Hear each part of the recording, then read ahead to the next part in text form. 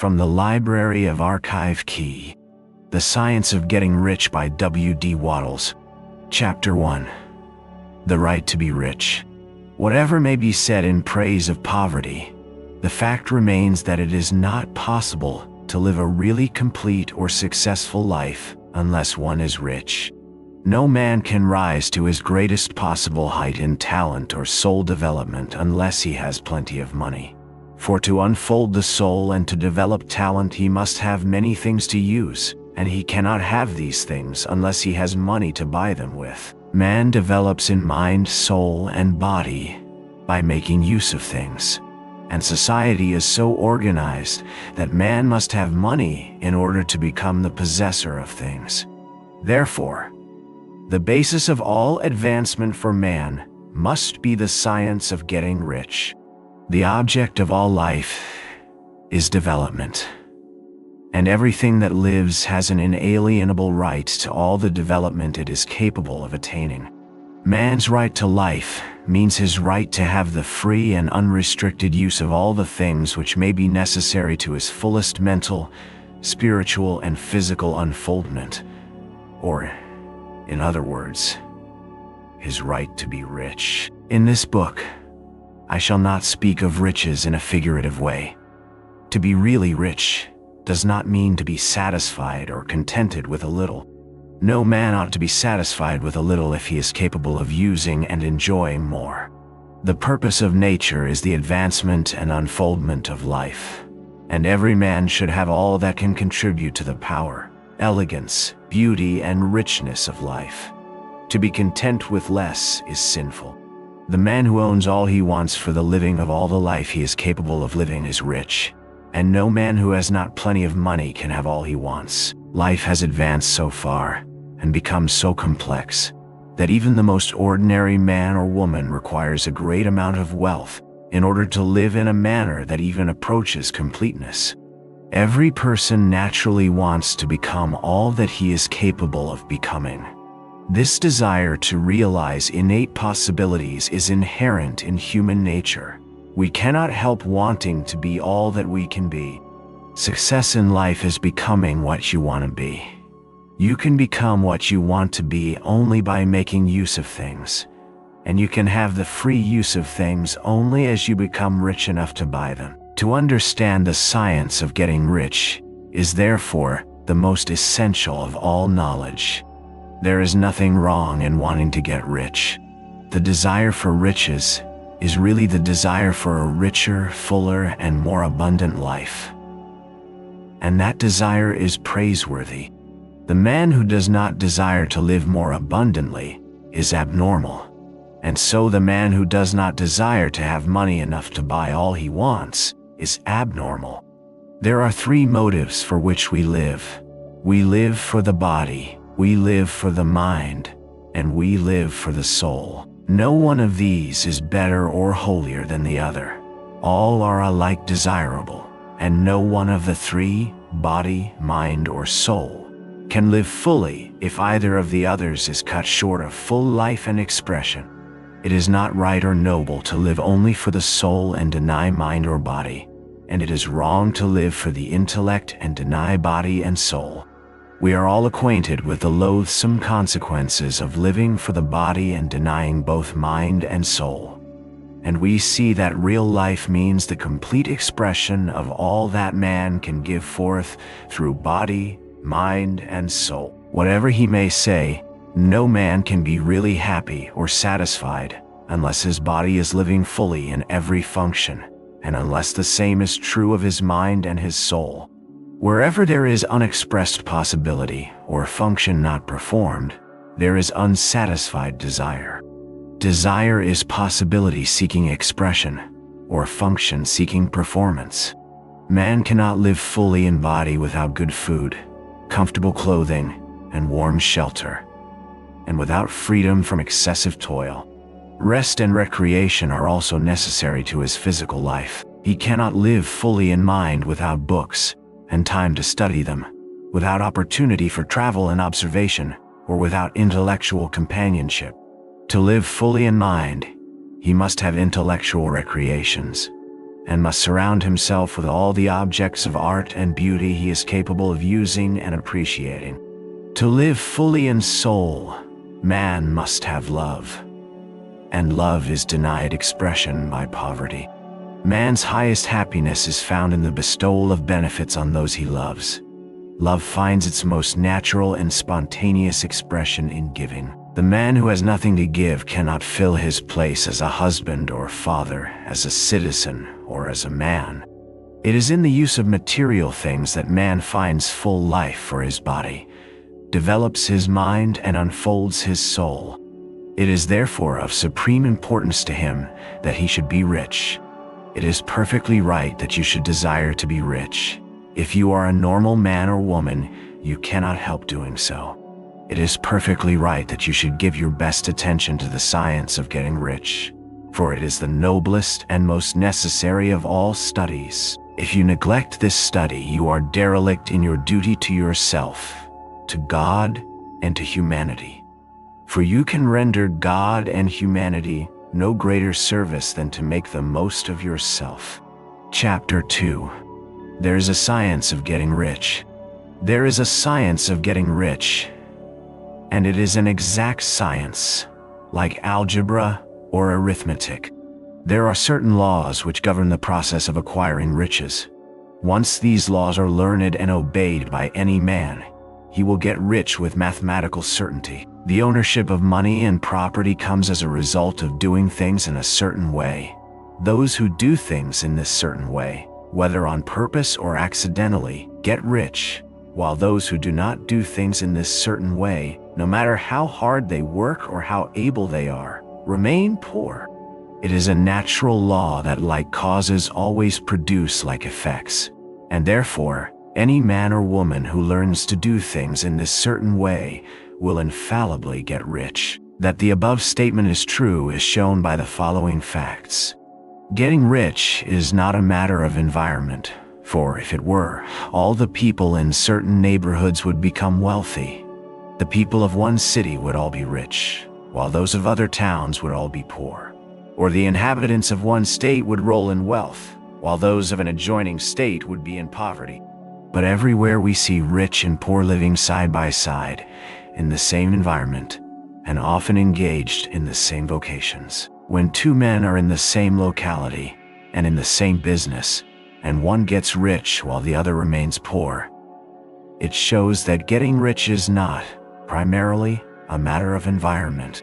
Some environments may be more favorable than others, but when two men in the same business are in the same neighborhood, and one gets rich while the other fails, it indicates that getting rich is the result of doing things in a certain way.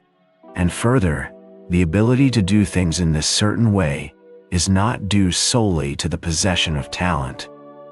For many people who have great talent remain poor, while others who have very little talent get rich. Studying the people who have got rich, we find that they are an average lot in all respects, having no greater talents and abilities than other men. It is evident that they do not get rich because they possess talents and abilities that other men have not, but because they happen to do things in a certain way. Getting rich is not the result of saving or thrift. Many very penurious people are poor, while free spenders often get rich. Nor is getting rich due to doing things which others fail to do. For two men in the same business often do almost exactly the same things, and one gets rich while the other remains poor or becomes a bankrupt. From all these things we must come to the conclusion that getting rich is the result of doing things in a certain way. If getting rich is the result of doing things in a certain way, and if like causes always produce like effects, then any man or woman who can do things in that way can become rich. And the whole matter is brought within the domain of exact science. The question arises here, whether this certain way may not be so difficult that only a few may follow it. This cannot be true, as we have seen, so far as natural ability is concerned. Talented people get rich, and blockheads get rich. Intellectually brilliant people get rich, and very stupid people get rich. Physically strong people get rich, and weak and sickly people get rich. Some degree of ability to think and understand is, of course, essential, but insofar as natural ability is concerned, any man or woman who has sense enough to read and understand these words can certainly get rich. Also, we have seen that it is not a matter of environment. Location counts for something. One would not go to the heart of the Sahara and expect to do successful business. Getting rich involves the necessity of dealing with men and of being where there are people to deal with. And if these people are inclined to deal in the way you want to deal, so much the better. But that is about as far as environment goes. If anybody else in your town can get rich, so can you. And if anybody else in your state can get rich, so can you. Again, it is not a matter of choosing some particular business or profession. People get rich in every business and in every profession, while their next-door neighbors in the same vocation remain in poverty. It is true that you will do best in a business which you like and which is congenial to you. And if you have certain talents which are well developed, you will do best in a business which calls for the exercise of those talents. Also, you will do best in a business which is suited to your locality. An ice cream parlor would do better in a warm climate than in Greenland, and a salmon fishery will succeed better in the Northwest than in Florida, where there are no salmon. But, aside from these general limitations, getting rich is not dependent upon your engaging in some particular business, but upon your learning to do things in a certain way. If you are now in business, and anybody else in your locality is getting rich in the same business, while you are not getting rich, it is because you are not doing things in the same way that the other person is doing them. No one is prevented from getting rich by lack of capital. True, as you get capital, the increase becomes more easy and rapid. But one who has capital is already rich, and does not need to consider how to become so. No matter how poor you may be, if you begin to do things in a certain way, you will begin to get rich, and you will begin to have capital. The getting of capital is a part of the process of getting rich, and it is a part of the result which invariably follows the doing of things in a certain way. You may be the poorest man on the continent and be deeply in debt. You may have neither friends, influence, nor resources. But if you begin to do things in this way, you must infallibly begin to get rich. For like causes must produce like effects. If you have no capital, you can get capital. If you are in the wrong business, you can get into the right business. If you are in the wrong location, you can go to the right location. And you can do so by beginning in your present business and in your present location to do things in a certain way which causes success. Chapter 3. Is opportunity monopolized? No man is kept poor because opportunity has been taken away from him, because other people have monopolized the wealth and have put a fence around it. You may be shut off from engaging in business in certain lines, but there are other channels open to you. Probably it would be hard for you to get control of any of the great railroad systems. That field is pretty well monopolized. But the electric railway business is still in its infancy and offers plenty of scope for enterprise. And it will be but a very few years until traffic and transportation through the air will become a great industry, and in all its branches will give employment to hundreds of thousands, and perhaps to millions of people. Why not turn your attention to the development of aerial transportation, instead of competing with J.J. Hill and others for a chance in the steam railway world? It is quite true that if you are a workman in the employ of the Steel Trust, you have very little chance of becoming the owner of the plant in which you work. But it is also true that if you will commence to act in a certain way, you can soon leave the employ of the Steel Trust. You can buy a farm of from 10 to 40 acres and engage in business as a producer of foodstuffs. There is great opportunity at this time for men who will live upon small tracts of land and cultivate the same intensively. Such men will certainly get rich. You may say that it is impossible for you to get the land. But I am going to prove to you that it is not impossible, and that you can certainly get a farm if you will go to work in a certain way.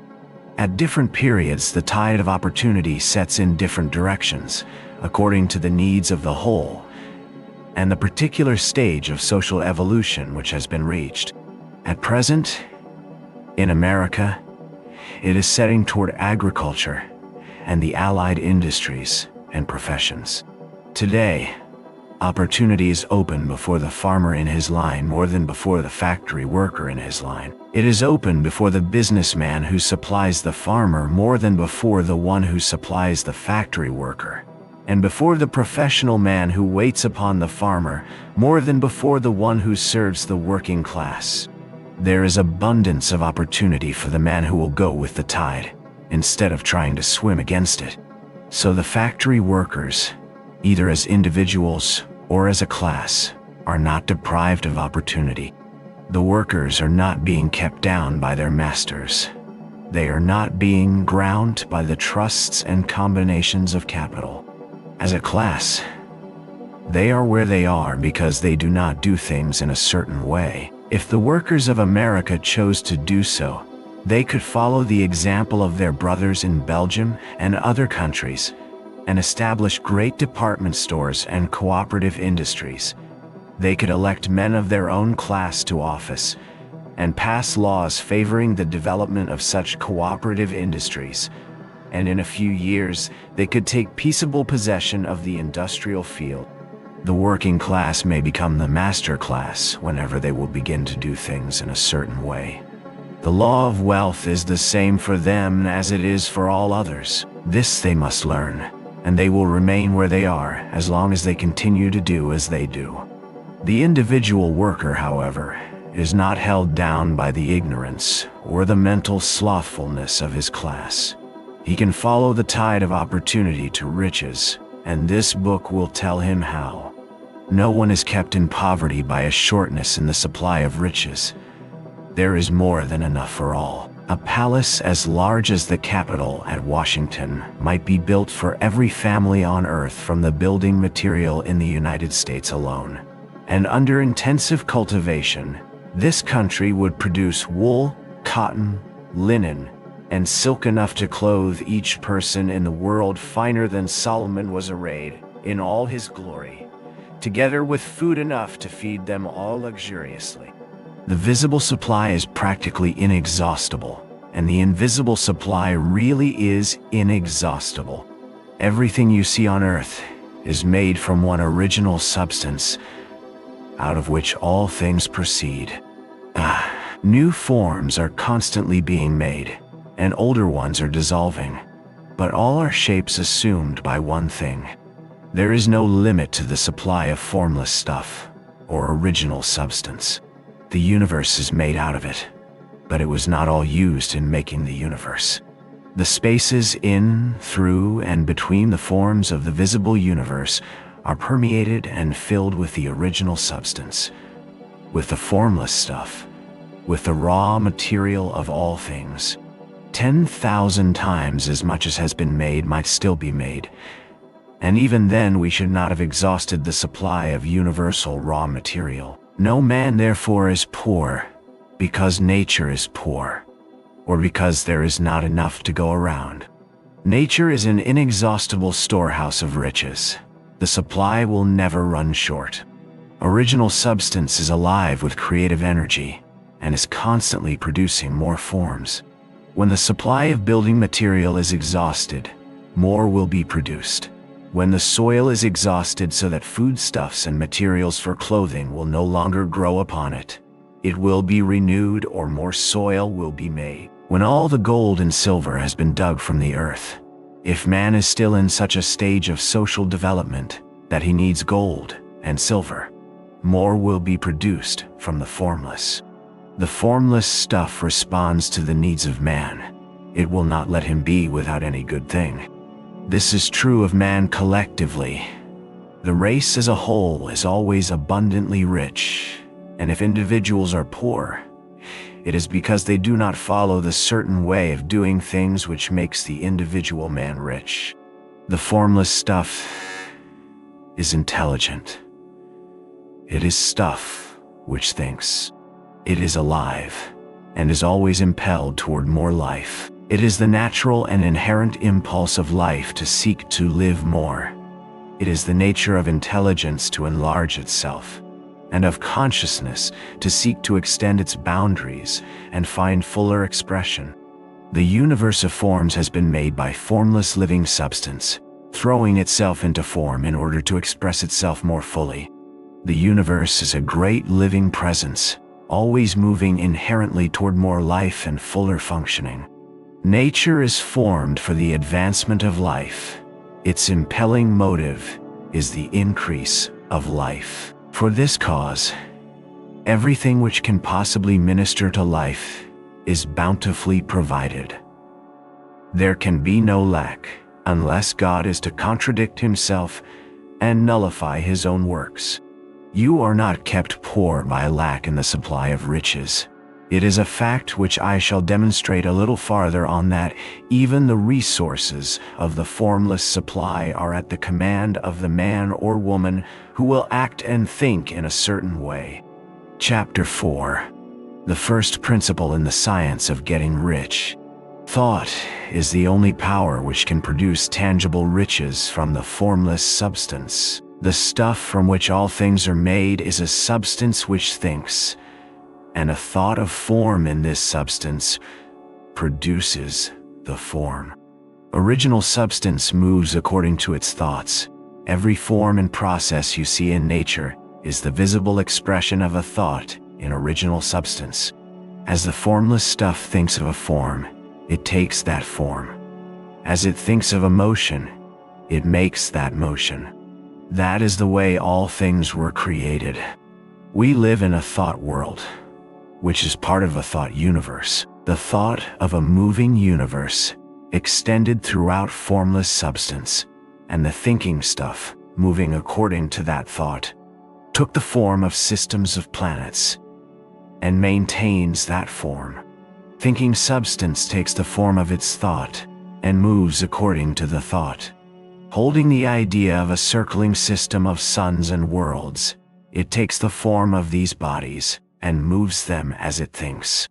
Thinking the form of a slow-growing oak tree, it moves accordingly and produces the tree, though centuries may be required to do the work. In creating, the formless seems to move according to the lines of motion it has established.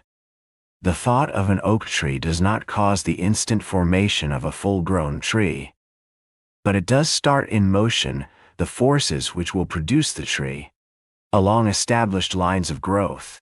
Every thought of form held in thinking substance causes the creation of the form, but always, or at least generally, along lines of growth and action already established. The thought of a house of a certain construction, if it were impressed upon formless substance, might not cause the instant formation of the house, but it would cause the turning of creative energies already working in trade and commerce into such channels as to result in the speedy building of the house. And if there were no existing channels through which the creative energy could work, then the house would be formed directly from primal substance, without waiting for the slow processes of the organic and inorganic world.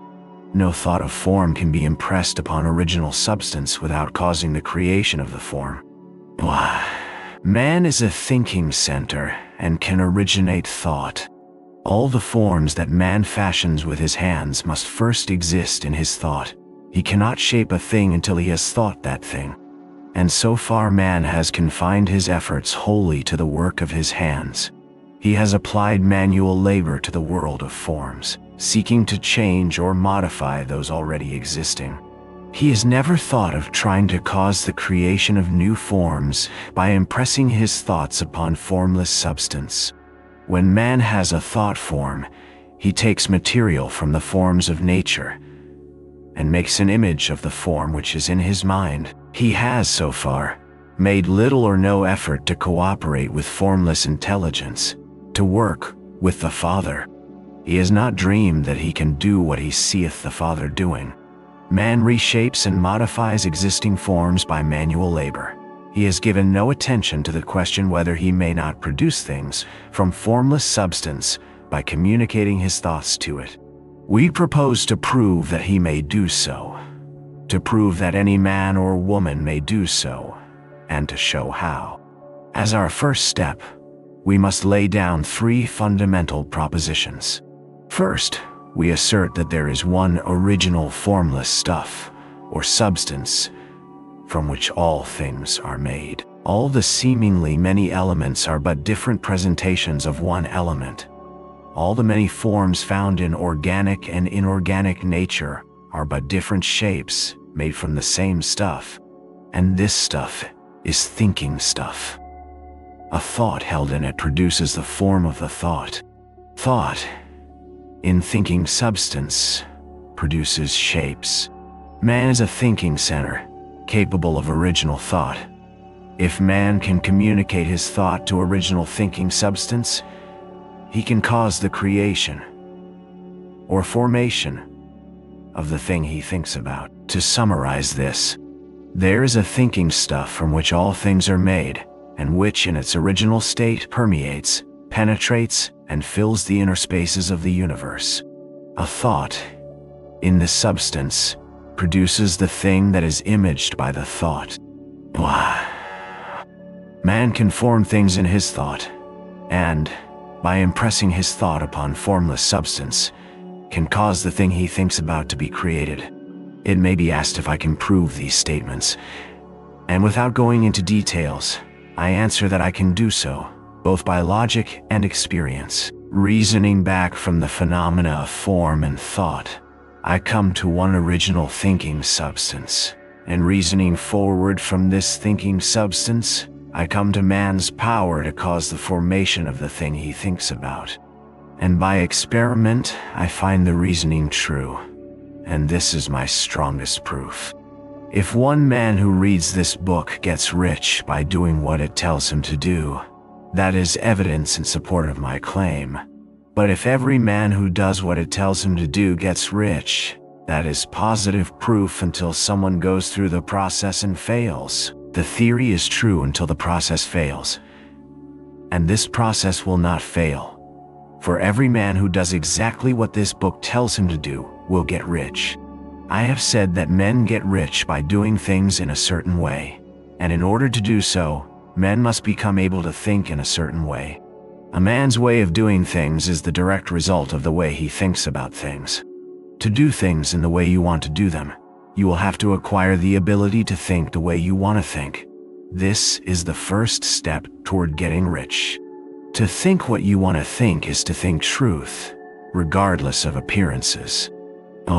Every man has the natural and inherent power to think what he wants to think, but it requires far more effort to do so than it does to think the thoughts which are suggested by appearances.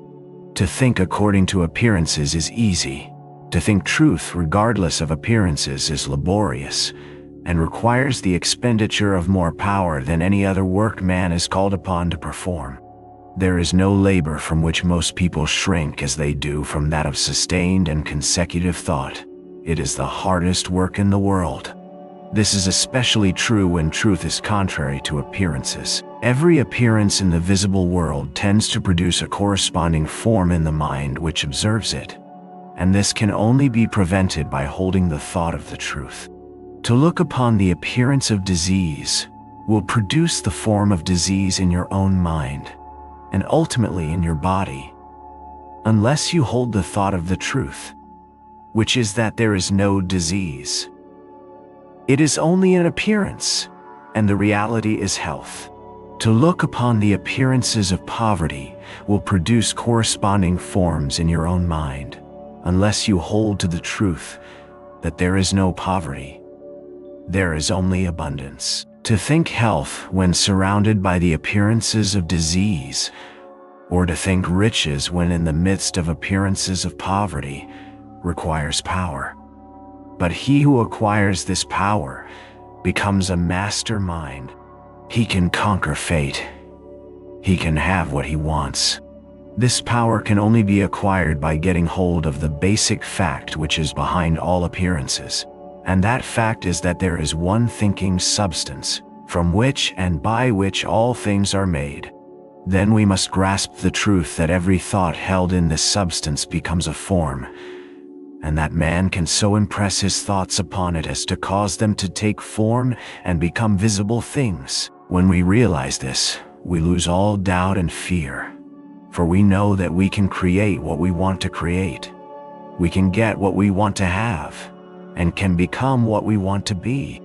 As a first step toward getting rich, you must believe the 3 fundamental statements given previously in this chapter, and in order to emphasize them, I repeat them here. There is a thinking stuff from which all things are made, and which, in its original state, permeates, penetrates, and fills the inner spaces of the universe. A thought, in this substance, produces the thing that is imaged by the thought. Man can form things in his thought, and, by impressing his thought upon formless substance, can cause the thing he thinks about to be created. You must lay aside all other concepts of the universe than this monistic one, and you must dwell upon this until it is fixed in your mind and has become your habitual thought. Read these creed statements over and over again. Fix every word upon your memory, and meditate upon them until you firmly believe what they say. If a doubt comes to you, cast it aside as a sin. Do not listen to arguments against this idea. Do not go to churches or lectures where a contrary concept of things is taught or preached. Do not read magazines or books which teach a different idea. If you get mixed up in your faith, all your efforts will be in vain. Do not ask why these things are true, nor speculate as to how they can be true. Simply take them on trust. The science of getting rich begins with the absolute acceptance of this faith. Chapter 5. Increasing life. You must get rid of the last vestige of the old idea that there is a deity whose will it is that you should be poor, or whose purposes may be served by keeping you in poverty. The intelligent substance which is all, and in all, and which lives in all and lives in you, is a consciously living substance. Being a consciously living substance, it must have the natural and inherent desire of every living intelligence for increase of life. Every living thing must continually seek for the enlargement of its life, because life, in the mere act of living, must increase itself. A seed, dropped into the ground, springs into activity, and in the act of living produces 100 more seeds. Life, by living, multiplies itself. It is forever becoming more. It must do so, if it continues to be at all. Intelligence is under this same necessity for continuous increase. Every thought we think makes it necessary for us to think another thought. Consciousness is continually expanding. Every fact we learn leads us to the learning of another fact. Knowledge is continually increasing. Every talent we cultivate brings to the mind the desire to cultivate another talent. We are subject to the urge of life, seeking expression, whichever drives us on to know more, to do more, and to be more. In order to know more, do more, and be more, we must have more. We must have things to use, for we learn, and do, and become, only by using things. We must get rich, so that we can live more. The desire for riches is simply the capacity for larger life seeking fulfillment. Every desire is the effort of an unexpressed possibility to come into action. It is power seeking to manifest which causes desire. That which makes you want more money is the same as that which makes the plant grow. It is life, seeking fuller expression. The one living substance must be subject to this inherent law of all life. It is permeated with the desire to live more. That is why it is under the necessity of creating things. The one substance desires to live more in you, hence it wants you to have all the things you can use. It is the desire of God that you should get rich. He wants you to get rich because he can express himself better through you if you have plenty of things to use in giving him expression. He can live more in you if you have unlimited command of the means of life. The universe desires you to have everything you want to have. Nature is friendly to your plans. Everything is naturally for you. Make up your mind that this is true. It is essential, however, that your purpose should harmonize with the purpose that is in AAL. You must want real life, not mere pleasure or sensual gratification. Life is the performance of function, and the individual really lives only when he performs every function, physical, mental, and spiritual, of which he is capable, without excess in any. You do not want to get rich in order to live swinishly for the gratification of animal desires. That is not life. But the performance of every physical function is a part of life, and no one lives completely who denies the impulses of the body a normal and healthful expression. You do not want to get rich solely to enjoy mental pleasures, to get knowledge, to gratify ambition, to outshine others, to be famous. All these are a legitimate part of life.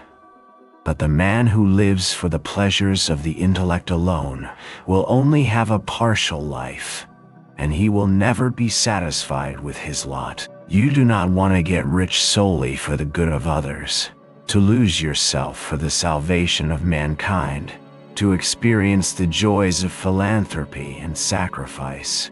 The joys of the soul are only a part of life, and they are no better or nobler than any other part.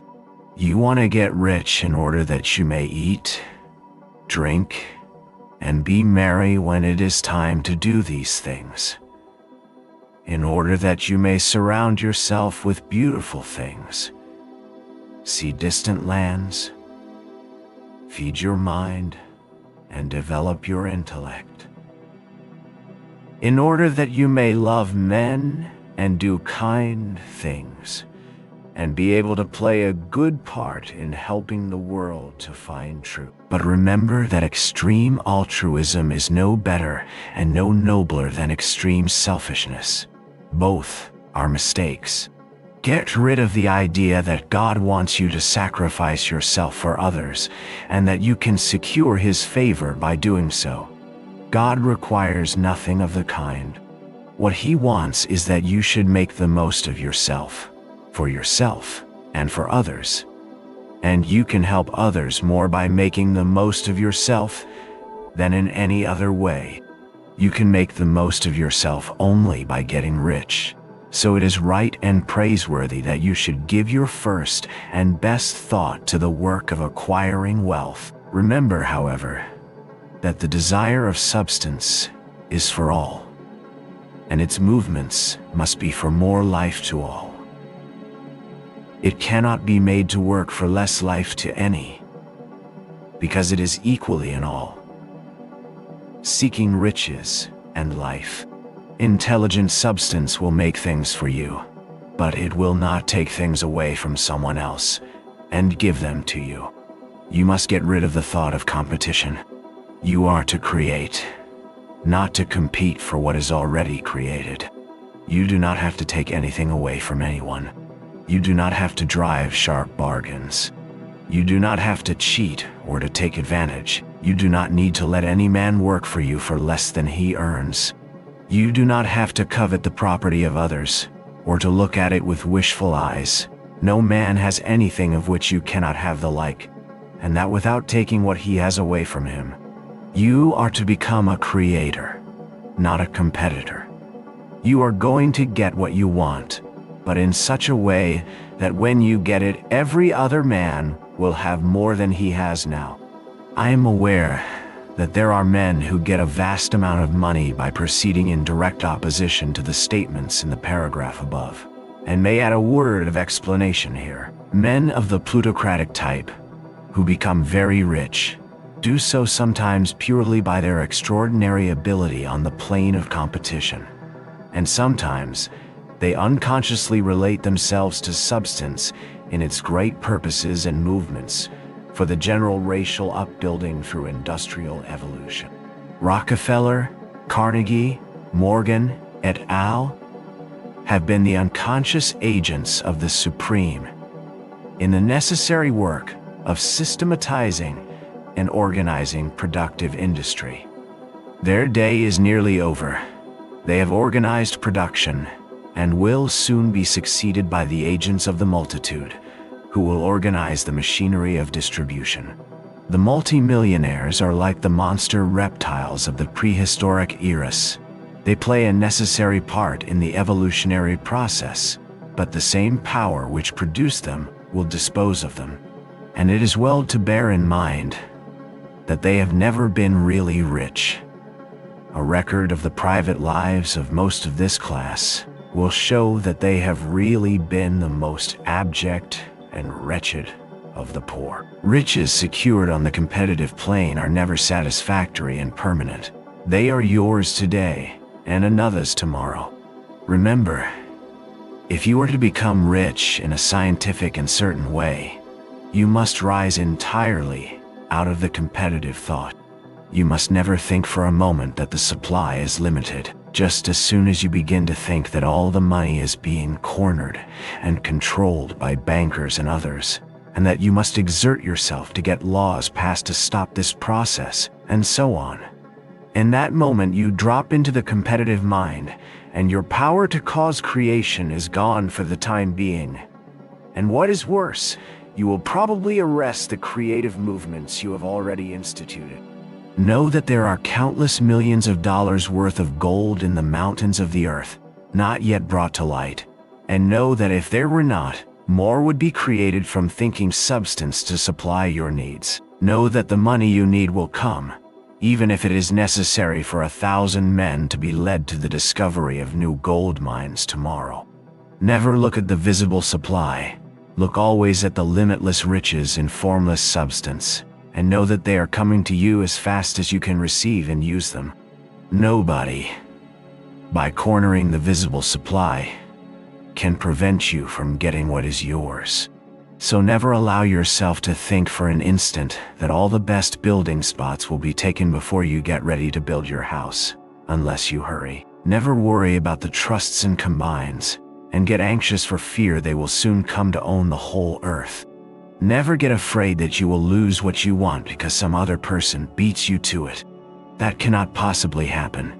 You are not seeking anything that is possessed by anybody else. You are causing what you want to be created from formless substance, and the supply is without limits. Stick to the formulated statement. There is a thinking stuff from which all things are made, and which, in its original state, permeates, penetrates, and fills the universe. Oh, a thought in this substance produces the thing that is imaged by the thought. Why? Man can form things in his thought, and, by impressing his thought upon formless substance, can cause the thing he thinks about to be created. Oh. Chapter 6. How Riches Come to You. When I say that you do not have to drive sharp bargains, I do not mean that you do not have to drive any bargains at all, or that you are above the necessity for having any dealings with your fellow men. I mean that you will not need to deal with them unfairly. You do not have to get something for nothing, but can give to every man more than you take from him. You cannot give every man more in cash market value than you take from him, but you can give him more in use value than the cash value of the thing you take from him. The paper, ink, and other material in this book may not be worth the money you paid for it, but if the ideas suggested by it bring you thousands of dollars, you have not been wronged by those who sold it to you. They have given you a great use value for a small cash value.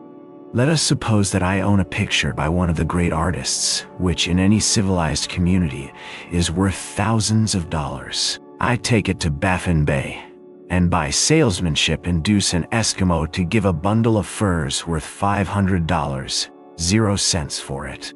I have really wronged him, for he has no use for the picture. It has no use value to him. It will not add to his life. But suppose I give him a gun worth $50.00 for his furs. Then he has made a good bargain. He has use for the gun. It will get him many more furs and much food. It will add to his life in every way. It will make him rich. When you rise from the competitive to the creative plane, you can scan your business transactions very strictly. And if you are selling any man anything which does not add more to his life than the thing he gives you in exchange, you can afford to stop it. You do not have to beat anybody in business. And if you are in a business which does beat people, get out of it at once.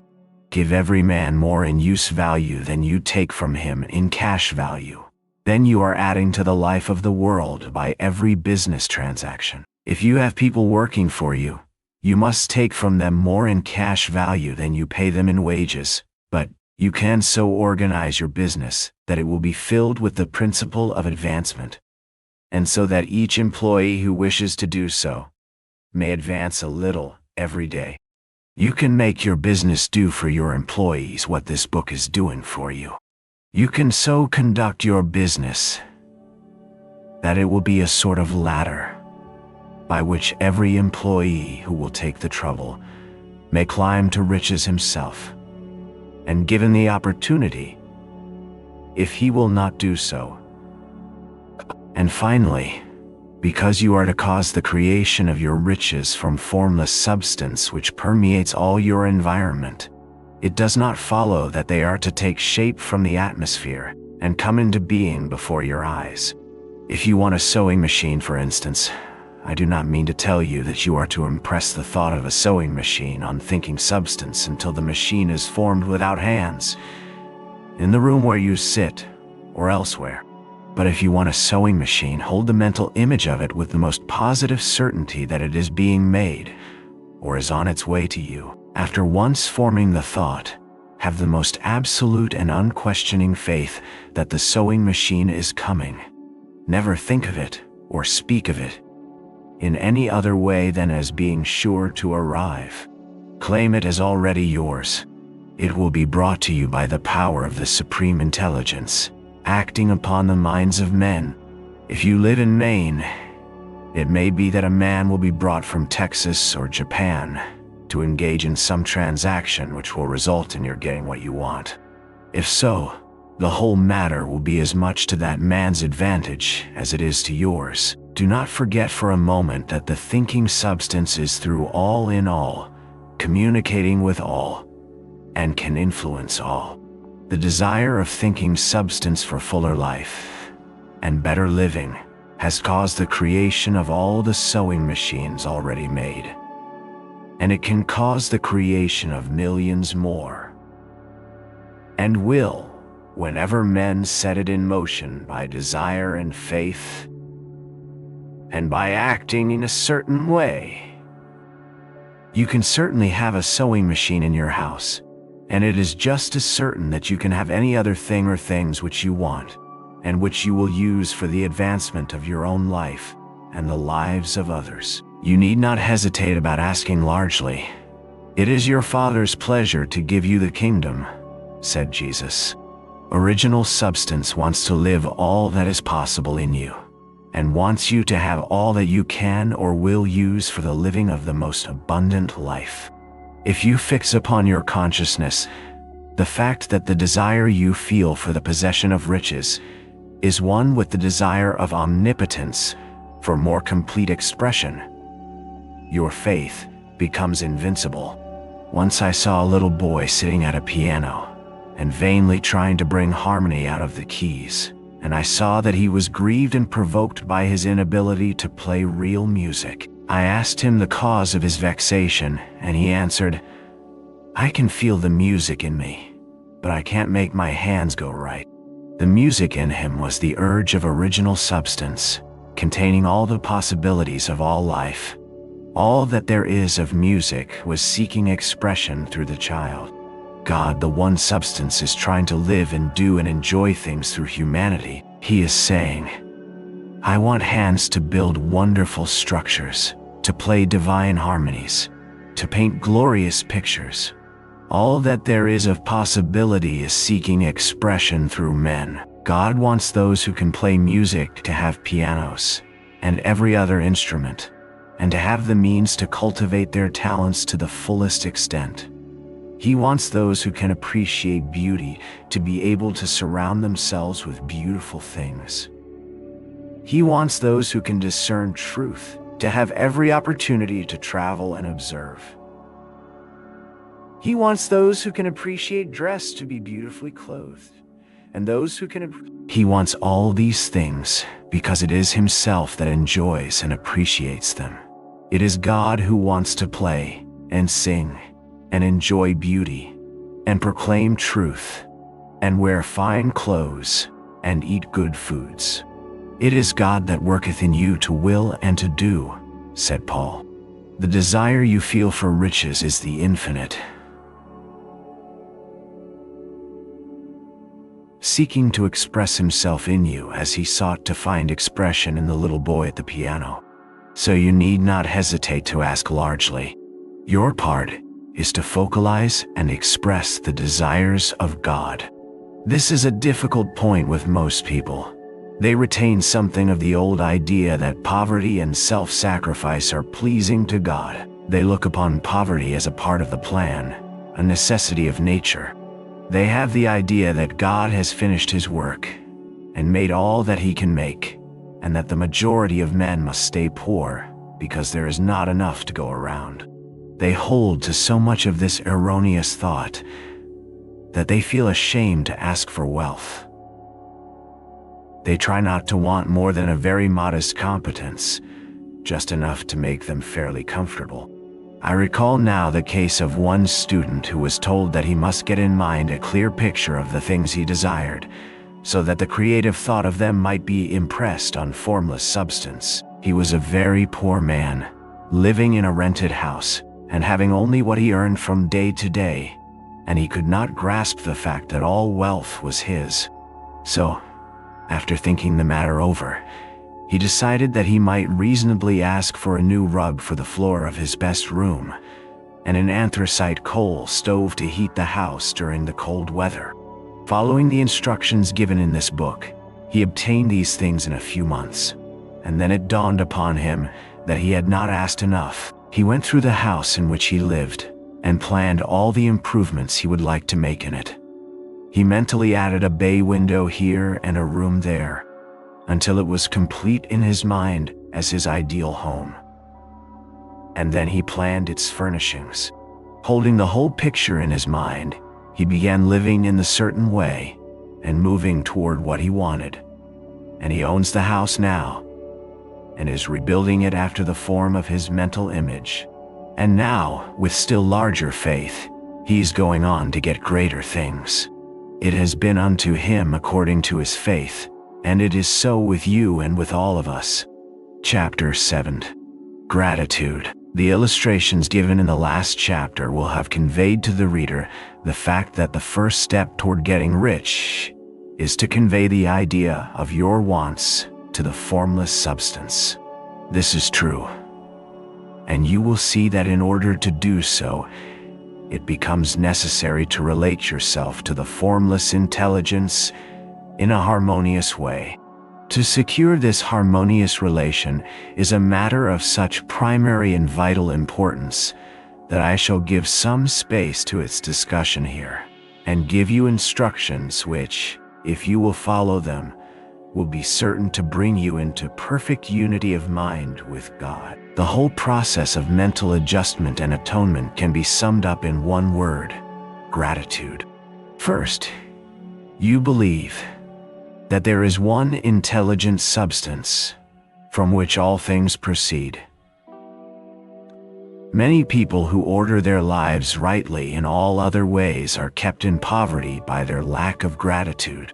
Having received one gift from God, they cut the wires which connect them with Him by failing to make acknowledgement. It is easy to understand that the nearer we live to the source of wealth, the more wealth we shall receive. And it is easy also to understand that the soul that is always grateful lives in closer touch with God than the one which never looks to Him in thankful acknowledgement. The more gratefully we fix our minds on the Supreme when good things come to us, the more good things we will receive, and the more rapidly they will come. And the reason simply is that the mental attitude of gratitude draws the mind into closer touch with the source from which the blessings come. If it is a new thought to you that gratitude brings your whole mind into closer harmony with the creative energies of the universe, consider it well, and you will see that it is true. The good things you already have come to you along the line of obedience to certain laws. Gratitude will lead your mind out along the ways by which things come, and it will keep you in close harmony with creative thought and prevent you from falling into competitive thought. Gratitude alone can keep you looking toward the all, and prevent you from falling into the error of thinking of the supply as limited. And to do that would be fatal to your hopes. There is a law of gratitude, and it is absolutely necessary that you should observe the law if you are to get the results you seek. The law of gratitude is the natural principle that action and reaction are always equal and in opposite directions. The grateful outreaching of your mind in thankful praise to the Supreme is a liberation or expenditure of force. It cannot fail to reach that to which it is addressed, and the reaction is an instantaneous movement toward you. Draw nigh unto God, and He will draw nigh unto you. That is a statement of psychological truth, and if your gratitude is strong and constant, the reaction in formless substance will be strong and continuous. The movement of the things you want will be always toward you. Notice the grateful attitude that Jesus took, how He always seems to be saying, "I thank Thee, Father, that Thou hearest me." You cannot exercise much power without gratitude, for it is gratitude that keeps you connected with power. But the value of gratitude does not consist solely in getting you more blessings in the future. Without gratitude, you cannot long keep from dissatisfied thought regarding things as they are. The moment you permit your mind to dwell with dissatisfaction upon things as they are, you begin to lose ground. You fix attention upon the common, the ordinary, the poor, and the squalid and mean, and your mind takes the form of these things. Then you will transmit these forms or mental images to the formless, and the common, the poor, the squalid, and mean will come to you. To permit your mind to dwell upon the inferior is to become inferior, and to surround yourself with inferior things. On the other hand, to fix your attention on the best is to surround yourself with the best, and to become the best. The creative power within us makes us into the image of that to which we give our attention. We are thinking substance, and thinking substance always takes the form of that which it thinks about. The grateful mind is constantly fixed upon the best, therefore it tends to become the best. It takes the form or character of the best, and will receive the best. Also, faith is born of gratitude. The grateful mind continually expects good things, and expectation becomes faith. The reaction of gratitude upon one's own mind produces faith, and every outgoing wave of grateful thanksgiving increases faith. He who has no feeling of gratitude cannot long retain a living faith, and without a living faith you cannot get rich by the creative method, as we shall see in the following chapters. It is necessary, then, to cultivate the habit of being grateful for every good thing that comes to you, and to give thanks continuously. And because all things have contributed to your advancement, you should include all things in your gratitude. Do not waste time thinking or talking about the shortcomings or wrong actions of plutocrats or trust magnates. Their organization of the world has made your opportunity. All you get really comes to you because of them. Do not rage against corrupt politicians. If it were not for politicians, we should fall into anarchy, and your opportunity would be greatly lessened. God has worked a long time and very patiently to bring us up to where we are in industry and government, and He is going right on with His work. There is not the least doubt that He will do away with plutocrats, trust magnates, captains of industry, and politicians as soon as they can be spared. But in the meantime, behold, they are all very good. Remember that they are all helping to arrange the lines of transmission along which your riches will come to you, and be grateful to them all. This will bring you into harmonious relations with the good in everything, and the good in everything will move toward you. Chapter 8. Thinking in the Certain Way. Turn back to chapter 16 and read again the story of the man who formed a mental image of his house, and you will get a fair idea of the initial step toward getting rich. You must form a clear and definite mental picture of what you want. You cannot transmit an idea unless you have it yourself. You must have it before you can give it. And many people fail to impress thinking substance because they have themselves only a vague and misty concept of the things they want to do, to have, or to become. It is not enough that you should have a general desire for wealth, to do good with. Everybody has that desire. It is not enough that you should have a wish to travel, see things, live more, etc. Everybody has those desires also. If you were going to send a wireless message to a friend, you would not send the letters of the alphabet in their order and let him construct the message for himself, nor would you take words at random from the dictionary. You would send a coherent sentence, one which meant something. When you try to impress your wants upon substance, remember that it must be done by a coherent statement. You must know what you want and be definite. You can never get rich or start the creative power into action by sending out unformed longings and vague desires. Go over your desires just as the man I have described went over his house. See just what you want and get a clear mental picture of it as you wish it to look when you get it.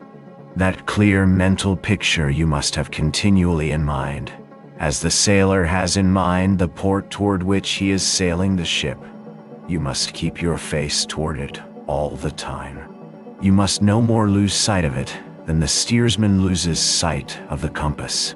It is not necessary to take exercises in concentration, nor to set apart special times for prayer and affirmation, nor to go into the silence, nor to do occult stunts of any kind. These things are well enough, but all you need is to know what you want, and to want it badly enough so that it will stay in your thoughts. Spend as much of your leisure time as you can in contemplating your picture, but no one needs to take exercises to concentrate his mind on a thing which he really wants. It is the things you do not really care about which require effort to fix your attention upon them. And unless you really want to get rich, so that the desire is strong enough to hold your thoughts directed to the purpose as the magnetic pole holds the needle of the compass, it will hardly be worthwhile for you to try to carry out the instructions given in this book. The methods herein set forth are for people whose desire for riches is strong enough to overcome mental laziness and the love of ease, and make them work. The more clear and definite you make your picture then, and the more you dwell upon it, bringing out all its delightful details, the stronger your desire will be. And the stronger your desire, the easier it will be to hold your mind fixed upon the picture of what you want. Something more is necessary, however, than merely to see the picture clearly. If that is all you do, you are only a dreamer, and will have little or no power for accomplishment. Behind your clear vision must be the purpose to realize it, to bring it out in tangible expression. And behind this purpose must be an invincible and unwavering faith that the thing is already yours, that it is at hand, and you have only to take possession of it. Live in the new house mentally, until it takes form around you physically. In the mental realm, enter at once into full enjoyment of the things you want.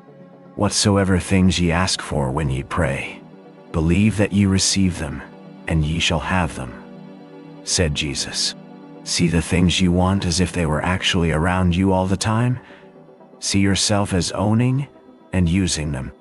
Make use of them in imagination just as you will use them when they are your tangible possessions. Dwell upon your mental picture until it is clear and distinct, and then take the mental attitude of ownership toward everything in that picture. Take possession of it, in mind, in the full faith that it is actually yours. Hold to this mental ownership. Do not waver for an instant in the faith that it is real.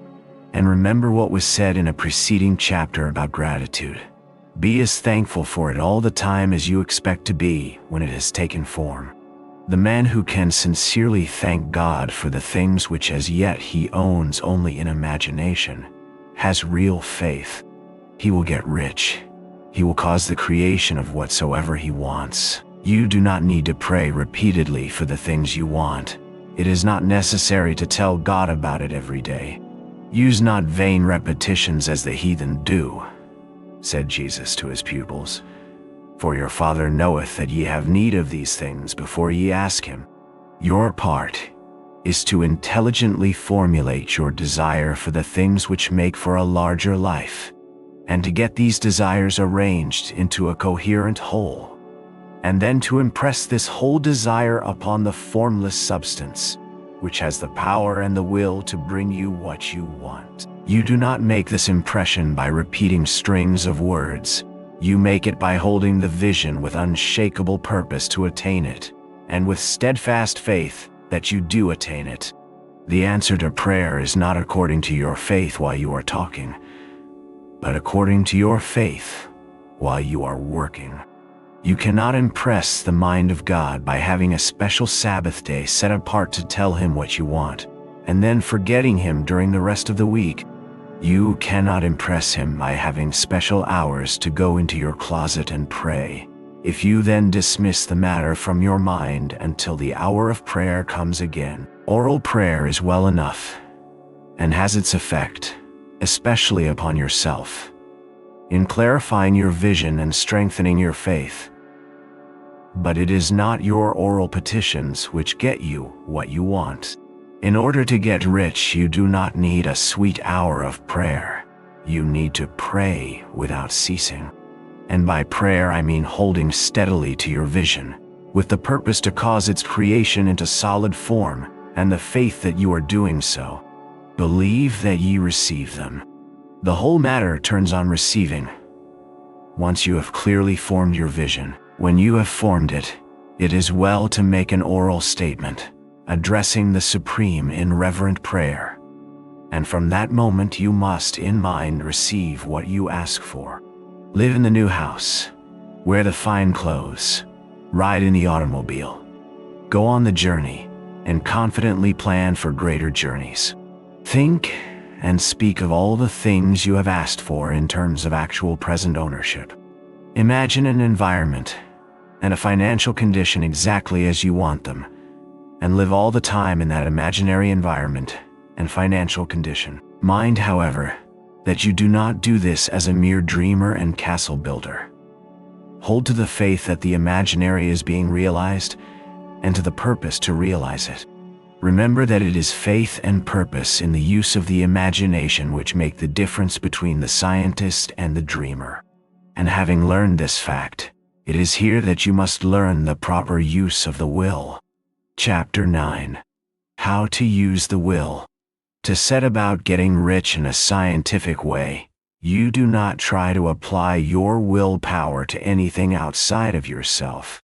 You have no right to do so anyway. It is wrong to apply your will to other men and women in order to get them to do what you wish done. It is as flagrantly wrong to coerce people by mental power as it is to coerce them by physical power. If compelling people by physical force to do things for you reduces them to slavery, compelling them by mental means accomplishes exactly the same thing. The only difference is in methods. If taking things from people by physical force is robbery, then taking things by mental force is robbery also.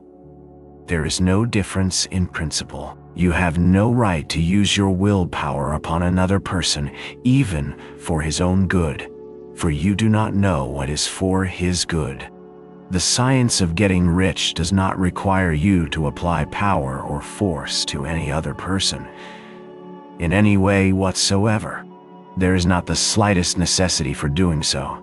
Indeed, any attempt to use your will upon others will only tend to defeat your purpose. You do not need to apply your will to things in order to compel them to come to you. That would simply be trying to coerce God, and would be foolish and useless, as well as irreverent. You do not have to compel God to give you good things, any more than you have to use your willpower to make the sun rise. You do not have to use your willpower to conquer an unfriendly deity, or to make stubborn and rebellious forces do your bidding. Substance is friendly to you, and is more anxious to give you what you want than you are to get it. To get rich, you need only to use your willpower upon yourself.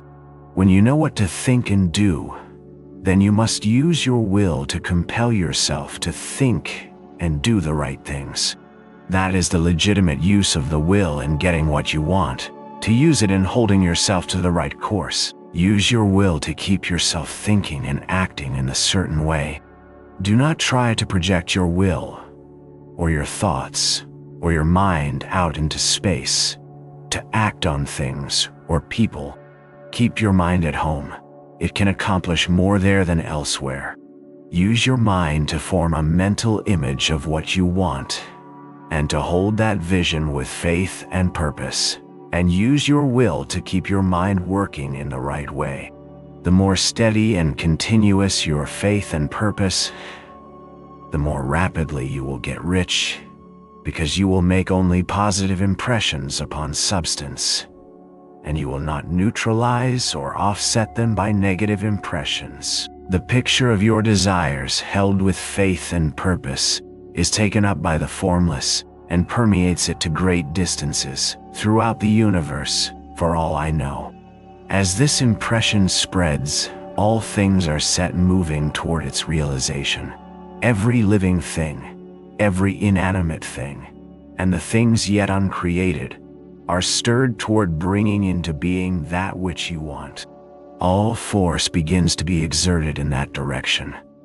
All things begin to move toward you. The minds of people, everywhere, are influenced toward doing the things necessary to the fulfilling of your desires. And they work for you, unconsciously. But you can check all this by starting a negative impression in the formless substance. Doubt or unbelief is as certain to start a movement away from you as faith and purpose are to start one toward you. It is by not understanding this that most people who try to make use of mental science in getting rich make their failure. Every hour and moment you spend in giving heed to doubts and fears, every hour you spend in worry, every hour in which your soul is possessed by unbelief, sets a current away from you in the whole domain of intelligent substance. All the promises are unto them that believe, and unto them only. Notice how insistent Jesus was upon this point of belief, and now you know the reason why. Since belief is all important, it behooves you to guard your thoughts, and as your beliefs will be shaped to a very great extent by the things you observe and think about, it is important that you should command your attention. And here the will comes into use, for it is by your will that you determine upon what things your attention shall be fixed. If you want to become rich, you must not make a study of poverty. Things are not brought into being by thinking about their opposites. Health is never to be attained by studying disease and thinking about disease. Righteousness is not to be promoted by studying sin and thinking about sin. And no one ever got rich by studying poverty and thinking about poverty. Medicine as a science of disease has increased disease. Religion as a science of sin has promoted sin, and economics as a study of poverty will fill the world with wretchedness and want. Do not talk about poverty. Do not investigate it or concern yourself with it. Never mind what its causes are. You have nothing to do with them. What concerns you is the cure. Do not spend your time in charitable work or charity movements. All charity only tends to perpetuate the wretchedness it aims to eradicate. I do not say that you should be hard-hearted or unkind and refuse to hear the cry of need, but you must not try to eradicate poverty in any of the conventional ways.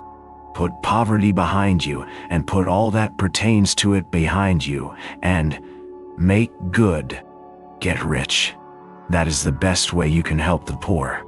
And you cannot hold the mental image which is to make you rich if you fill your mind with pictures of poverty. Do not read books or papers which give circumstantial accounts of the wretchedness of the tenement dwellers, of the horrors of child labor, and so on. Do not read anything which fills your mind with gloomy images of want and suffering. You cannot help the poor in the least by knowing about these things, and the widespread knowledge of them does not tend at all to do away with poverty.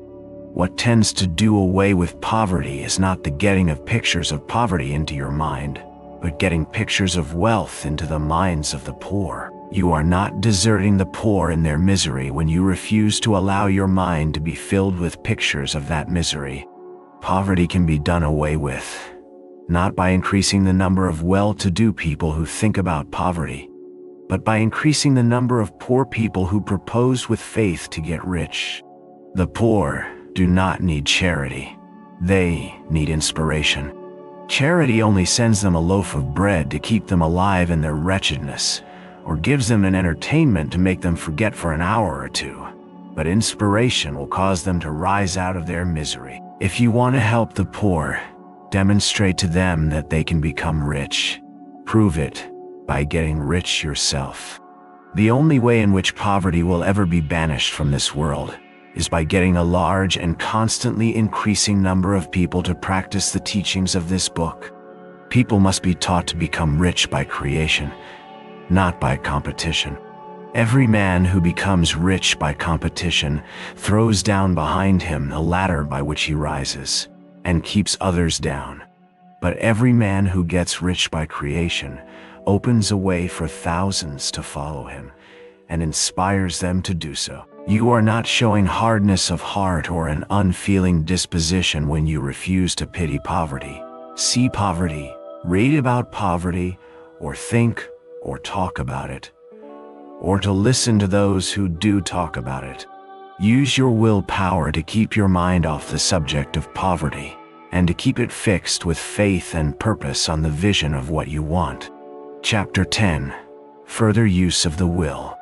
You cannot retain a true and clear vision of wealth if you are constantly turning your attention to opposing pictures, whether they be external or imaginary.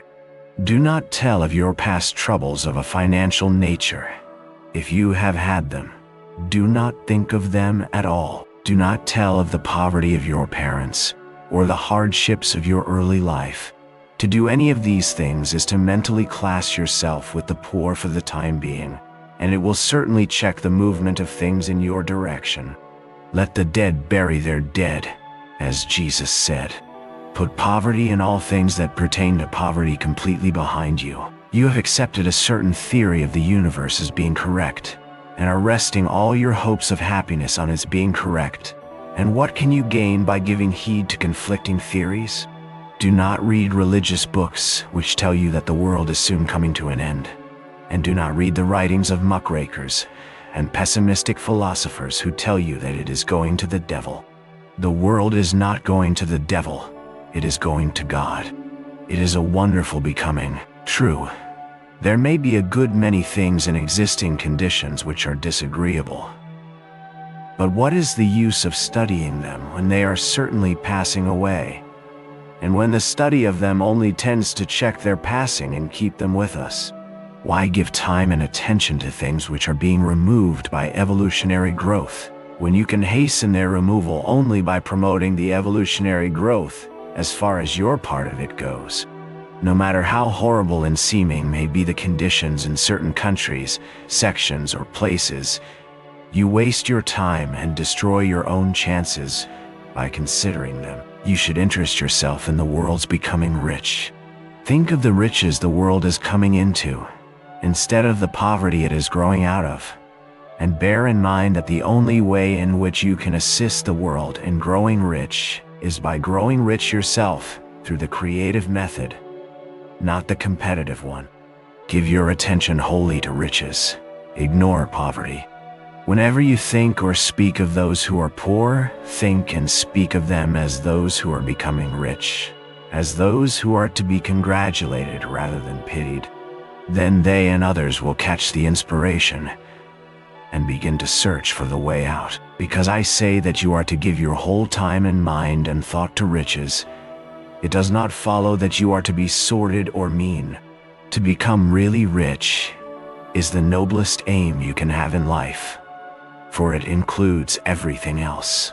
On the competitive plane, the struggle to get rich is a godless scramble for power over other men. But when we come into the creative mind, all this is changed.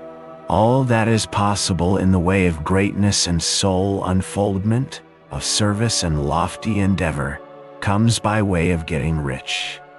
All is made possible by the use of things. If you lack for physical health, you will find that the attainment of it is conditional on your getting rich. Only those who are emancipated from financial worry and who have the means to live a carefree existence and follow hygienic practices can have and retain health. Moral and spiritual greatness is possible only to those who are above the competitive battle for existence.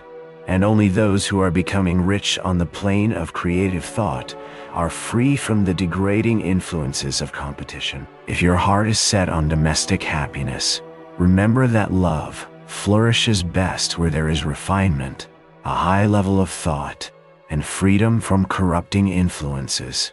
And these are to be found only where riches are attained by the exercise of creative thought without strife or rivalry. You can aim at nothing so great or noble, I repeat, as to become rich. And you must fix your attention upon your mental picture of riches, to the exclusion of all that may tend to dim or obscure the vision. You must learn to see the underlying truth in all things. You must see beneath all seemingly wrong conditions the great one life ever moving forward toward fuller expression and more complete happiness. It is the truth that there is no such thing as poverty, that there is only wealth. Some people remain in poverty because they are ignorant of the fact that there is wealth for them. And these can best be taught by showing them the way to affluence in your own person and practice. Others are poor because, while they feel that there is a way out, they are too intellectually indolent to put forth the mental effort necessary to find that way and travel it. And for these, the very best thing you can do is to arouse their desire by showing them the happiness that comes from being rightly rich. Others still are poor because, while they have some notion of science, they have become so swamped and lost in the maze of metaphysical and occult theories that they do not know which road to take. They try a mixture of many systems and fail in all. For these, again, the very best thing to do is to show the right way in your own person and practice. An ounce of doing things is worth a pound of theorizing. The very best thing you can do for the whole world is to make the most of yourself. You can serve God and man in no more effective way than by getting rich. That is, if you get rich by the creative method and not by the competitive one. Another thing, we assert that this book gives in detail the principles of the science of getting rich, and if that is true, you do not need to read any other book upon the subject. This may sound narrow and egotistical, but consider. There is no more scientific method of computation in mathematics than by addition, subtraction, multiplication, and division. No other method is possible. There can be but one shortest distance between 2 points. There is only one way to think scientifically, and that is to think in the way that leads by the most direct and simple route to the goal. No man has yet formulated a briefer or less complex system than the one set forth herein. It has been stripped of all non-essentials. When you commence on this, lay all others aside. Put them out of your mind altogether. Read this book every day. Keep it with you. Commit it to memory, and do not think about other systems and theories. If you do, you will begin to have doubts, and to be uncertain and wavering in your thought. And then you will begin to make failures.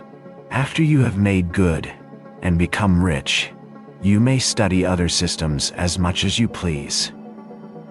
But until you are quite sure that you have gained what you want, do not read anything on this line but this book. We cannot help them, and it is very doubtful whether they can help us, or whether we have any right to trespass upon their time if they can. Let the dead and the hereafter alone, and solve your own problem. Get rich. If you begin to mix with the occult, you will start mental cross-currents which will surely bring your hopes to shipwreck. Now, this and the preceding chapters have brought us to the following statement of basic facts. There is a thinking stuff from which all things are made, and which in its original state permeates, penetrates, and fills the interspaces of the universe. A thought, in this substance, produces the thing that is imaged by the thought. Oh, man can form things in his thought, and, by impressing his thought upon formless substance, can cause the thing he thinks about to be created. Eesh. In order to do this, man must pass from the competitive to the creative mind. He must form a clear mental picture of the things he wants, and hold this picture in his thoughts with the fixed purpose to get what he wants, and the unwavering faith that he does get what he wants, closing his mind against all that may tend to shake his purpose, dim his vision, or quench his faith. And in addition to all this, we shall now see that he must live and act in a certain way. Chapter 11. Acting in the certain way. Thought is the creative power, or the impelling force which causes the creative power to act. Thinking in a certain way will bring riches to you, but you must not rely upon thought alone, paying no attention to personal action. That is the rock upon which many otherwise scientific metaphysical thinkers meet shipwreck, the failure to connect thought with personal action. We have not yet reached the stage of development, even supposing such a stage to be possible, in which man can create directly from formless substance without nature's processes or the work of human hands. Man must not only think, but his personal action must supplement his thought. By thought you can cause the gold in the hearts of the mountains to be impelled toward you, but it will not mine itself, refine itself, coin itself into double eagles, and come rolling along the road seeking its way into your pocket. Under the impelling power of the Supreme Spirit, men's affairs will be so ordered that someone will be led to mine the gold for you. Other men's business transactions will be so directed that the gold will be brought toward you, and you must so arrange your own business affairs that you may be able to receive it when it comes to you. Your thought makes all things, animate and inanimate, work to bring you what you want. But your personal activity must be such that you can rightly receive what you want when it reaches you. You are not to take it as charity, nor to steal it.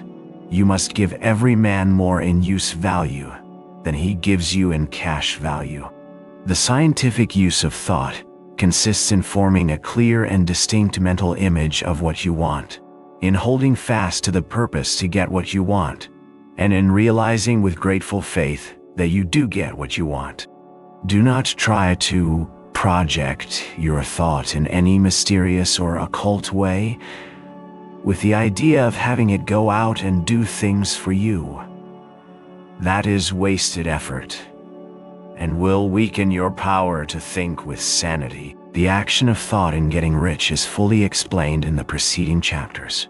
Your faith and purpose positively impress your vision upon formless substance, which has the same desire for more life that you have, And this vision received from you sets all the creative forces at work in and through their regular channels of action, but directed toward you.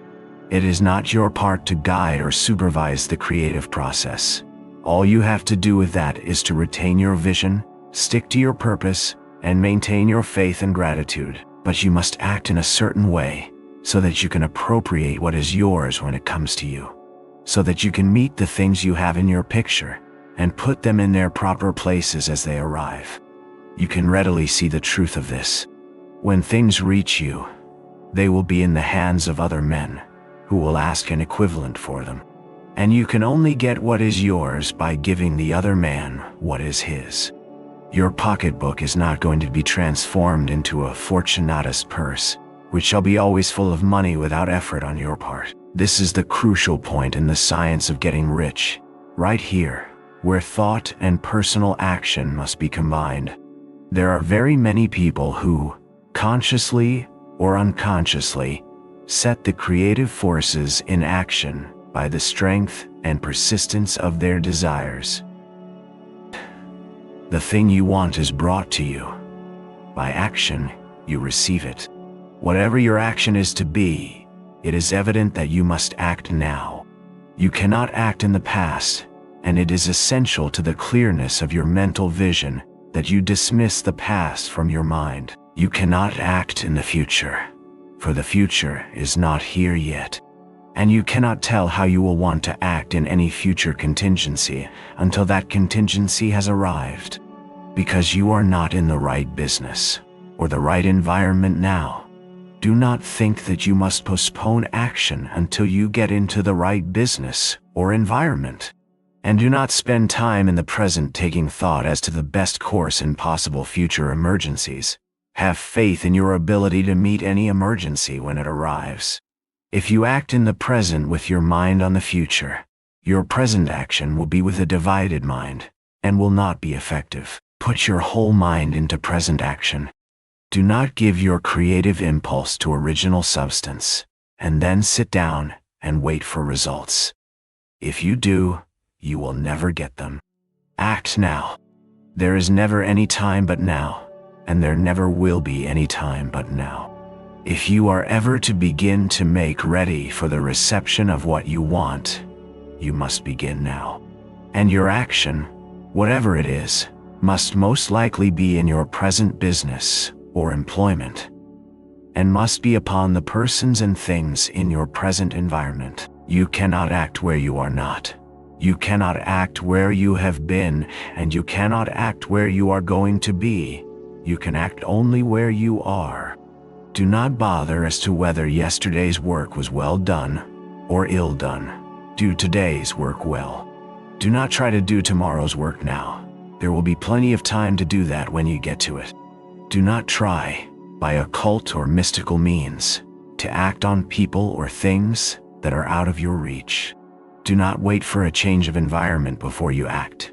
Get a change of environment by action. You can so act upon the environment in which you are now as to cause yourself to be transferred to a better environment. Hold with faith and purpose the vision of yourself in the better environment, but act upon your present environment with all your heart, and with all your strength, and with all your mind. Do not spend any time in daydreaming or castle building. Hold to the one vision of what you want, and act now. Do not cast about seeking some new thing to do, or some strange, unusual, or remarkable action to perform as a first step toward getting rich. It is probable that your actions, at least for some time to come, will be those you have been performing for some time past. But you are to begin now to perform these actions in the certain way, which will surely make you rich. If you are engaged in some business, and feel that it is not the right one for you, do not wait until you get into the right business before you begin to act. Do not feel discouraged, or sit down and lament because you are misplaced. No man was ever so misplaced, but that he could find the right place, and no man ever became so involved in the wrong business, but that he could get into the right business. Hold the vision of yourself in the right business, with the purpose to get into it, and the faith that you will get into it, and are getting into it, but act in your present business. Use your present business as the means of getting a better one, and use your present environment as the means of getting into a better one. Your vision of the right business, if held with faith and purpose, will cause the Supreme to move the right business toward you, and your action, if performed in the certain way, will cause you to move toward the business. If you are an employee or wage earner, and feel that you must change places in order to get what you want, do not project your thought into space and rely upon it to get you another job. It will probably fail to do so. Hold the vision of yourself in the job you want, while you act with faith and purpose on the job you have, and you will certainly get the job you want. Your vision and faith will set the creative force in motion to bring it toward you, and your action will cause the forces in your own environment to move you toward the place you want. In closing this chapter, we will add another statement to our syllabus. There is a thinking stuff from which all things are made, and which, in its original state, permeates, penetrates, and fills the inner spaces of the universe. A thought, in this substance, produces the thing that is imaged by the thought. Man can form things in his thought, and by impressing his thoughts upon formless substance, can cause the thing he thinks about to be created. In order to do this, man must pass from the competitive to the creative mind. He must form a clear mental picture of the things he wants, and hold this picture in his thoughts with the fixed purpose to get what he wants, and the unwavering faith that he does get what he wants, closing his mind to all that may tend to shake his purpose, dim his vision, that he may receive what he wants when it comes. Man must act now upon the people and things in his present environment. Chapter 12. Efficient action. You must use your thought as directed in previous chapters, and begin to do what you can do where you are, and you must do all that you can do where you are. You can advance only by being larger than your present place, and no man is larger than his present place who leaves undone any of the work pertaining to that place. The world is advanced only by those who more than fill their present places. If no man quite filled his present place, you can see that there must be a going backward in everything. Those who do not quite fill their present places are a dead weight upon society, government, commerce, and industry. They must be carried along by others at a great expense. The progress of the world is retarded only by those who do not fill the places they are holding. They belong to a former age and a lower stage or plane of life, and their tendency is toward degeneration. No society could advance if every man was smaller than his place. Social evolution is guided by the law of physical and mental evolution. In the animal world, evolution is caused by excess of life. When an organism has more life than can be expressed in the functions of its own plane, it develops the organs of a higher plane, and a new species is originated. There never would have been new species had there not been organisms which more than filled their places. The law is exactly the same for you. Your getting rich depends upon your applying this principle to your own affairs. Every day is either a successful day or a day of failure. And it is the successful days which get you what you want. If every day is a failure, you can never get rich. While if every day is a success, you cannot fail to get rich. If there is something that may be done today, and you do not do it, you have failed insofar as that thing is concerned. And the consequences may be more disastrous than you imagine. You cannot foresee the results of even the most trivial act. You do not know the workings of all the forces that have been set moving in your behalf.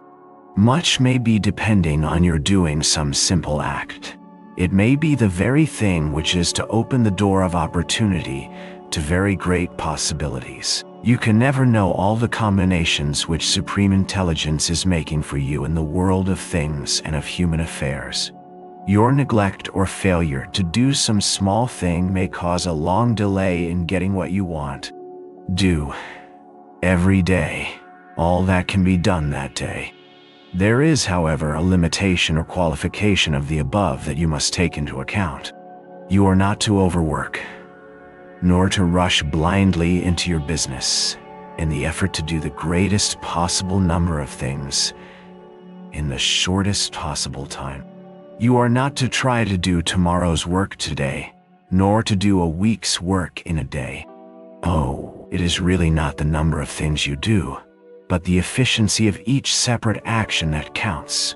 Every act is, in itself, either a success or a failure. Every act is, in itself, either effective or inefficient. Every inefficient act is a failure. And if you spend your life in doing inefficient acts, your whole life will be a failure. The more things you do, the worse for you, if all your acts are inefficient ones. On the other hand, every efficient act is a success in itself. And if every act of your life is an efficient one, your whole life must be a success. The cause of failure is doing too many things in an inefficient manner, and not doing enough things in an efficient manner. You will see that it is a self-evident proposition that if you do not do any inefficient acts, and if you do a sufficient number of efficient acts, you will become rich. If, now, it is possible for you to make each act an efficient one, you see again that the getting of riches is reduced to an exact science. Like mathematics, the matter turns then on the question whether you can make each separate act a success in itself. And this, you can certainly do. You can make each act a success, because all power is working with you, and all power cannot fail. Power is at your service, and to make each act efficient you have only to put power into it. Every action is either strong or weak, and when everyone is strong, you are acting in the certain way which will make you rich.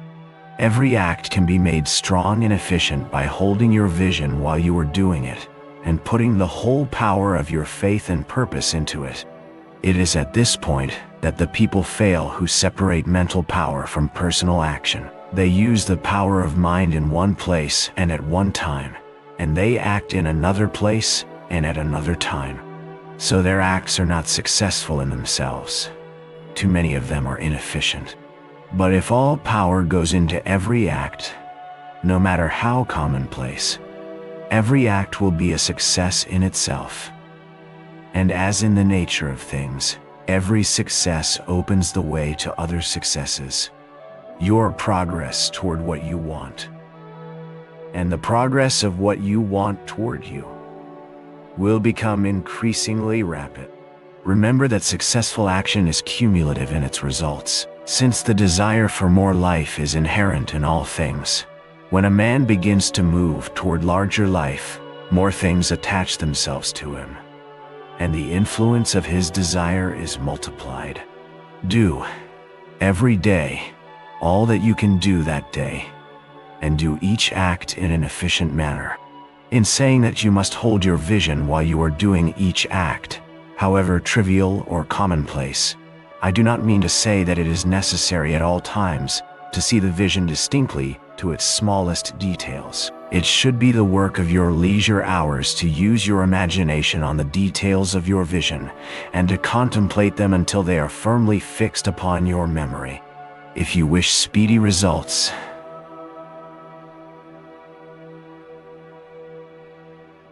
spend practically all your spare time in this practice.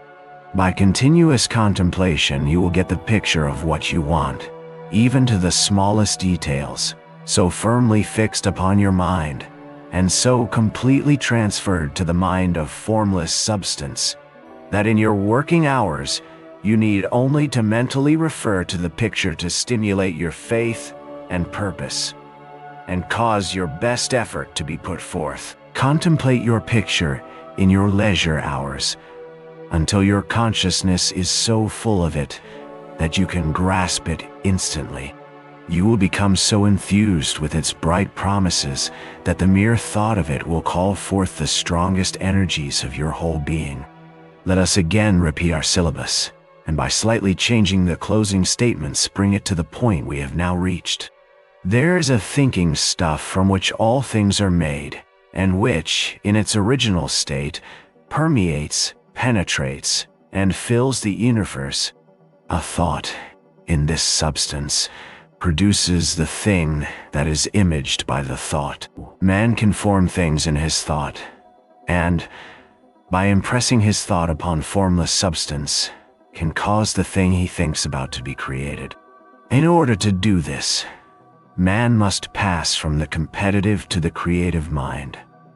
He must form a clear mental picture of the things he wants, and do, with faith and purpose, all that can be done each day, doing each separate thing in an efficient manner. Ada. Chapter 13. Getting into the right business. Success, in any particular business, depends for one thing upon your possessing in a well-developed state the faculties required in that business. Without good musical faculty, no one can succeed as a teacher of music. Without well-developed mechanical faculties, no one can achieve great success in any of the mechanical trades. Without tact and the commercial faculties, no one can succeed in mercantile pursuits. But to possess in a well-developed state the faculties required in your particular vocation does not ensure getting rich. There are musicians who have remarkable talent and who yet remain poor. There are blacksmiths, carpenters, and so on, who have excellent mechanical ability, but who do not get rich. And there are merchants with good faculties for dealing with men who nevertheless fail. The different faculties are tools. It is essential to have good tools, but it is also essential that the tools should be used in the right way. One man can take a sharp saw, a square, a good plane, and so on, and build a handsome article of furniture. Another man can take the same tools and set to work to duplicate the article, but his production will be a botch. He does not know how to use good tools in a successful way. The various faculties of your mind are the tools with which you must do the work, which is to make you rich. It will be easier for you to succeed if you get into a business for which you are well equipped with mental tools. Generally speaking, you will do best in that business which will use your strongest faculties, the one for which you are naturally best fitted. But there are limitations to this statement also. No man should regard his vocation as being irrevocably fixed by the tendencies with which he was born. You can get rich in any business, for if you have not the right talent for it, you can develop that talent. It merely means that you will have to make your tools as you go along, instead of confining yourself to the use of those with which you were born. It will be easier for you to succeed in a vocation for which you already have the talents in a well-developed state. But you can succeed in any vocation, for you can develop any rudimentary talent, and there is no talent of which you have not at least the rudiment. You will get rich most easily in point of effort, if you do that for which you are best fitted. But you will get rich most satisfactorily if you do that which you want to do. Doing what you want to do is life, and there is no real satisfaction in living if we are compelled to be forever doing something which we do not like to do, and can never do what we want to do. And it is certain that you can do what you want to do. The desire to do it is proof that you have within you the power which can do it.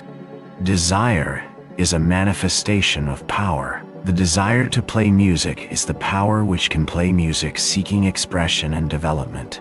The desire to invent mechanical devices is the mechanical talent seeking expression and development. Where there is no power, either developed or undeveloped, to do a thing, there is never any desire to do that thing. And where there is strong desire to do a thing, it is certain proof that the power to do it is strong. All things else being equal, it is best to select the business for which you have the best developed talent. But if you have a strong desire to engage in any particular line of work, you should select that work as the ultimate end at which you aim. You can do what you want to do, and it is your right and privilege to follow the business or avocation which will be most congenial and pleasant. You are not obliged to do what you do not like to do, and should not do it except as a means to bring you to the doing of the thing you want to do. If there are past mistakes whose consequences have placed you in an undesirable business or environment, you may be obliged for some time to do what you do not like to do. But you can make the doing of it pleasant by knowing that it is making it possible for you to come to the doing of what you want to do. If you feel that you are not in the right vocation, do not act too hastily in trying to get into another one.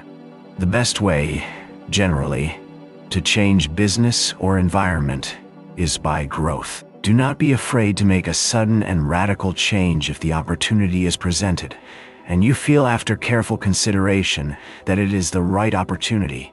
But never take sudden or radical action when you are in doubt as to the wisdom of doing so. There is never any hurry on the creative plane, and there is no lack of opportunity. When you get out of the competitive mind, you will understand that you never need to act hastily. No one else is going to beat you to the thing you want to do. There is enough for all. If one place is taken, another and a better one will be open for you a little farther on.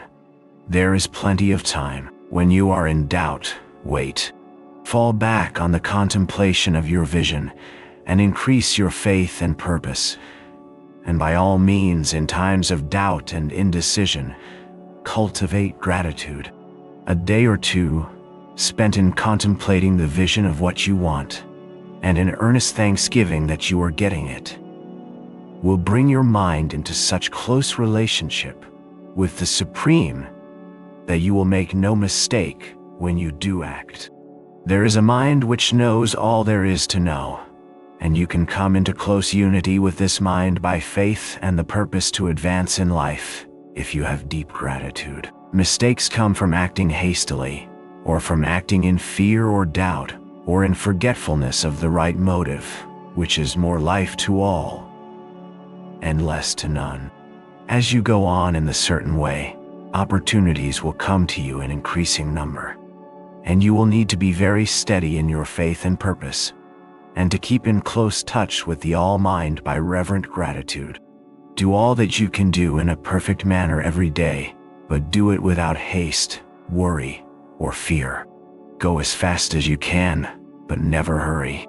Remember that in the moment you begin to hurry, you cease to be a creator and become a competitor. You drop back upon the old plane again. Whenever you find yourself hurrying, call a halt. Fix your attention on the mental image of the thing you want, and begin to give thanks that you are getting it. The exercise of gratitude will never fail to strengthen your faith and renew your purpose. Chapter 14 The Impression of Increase. Whether you change your vocation or not, your actions for the present must be those pertaining to the business in which you are now engaged.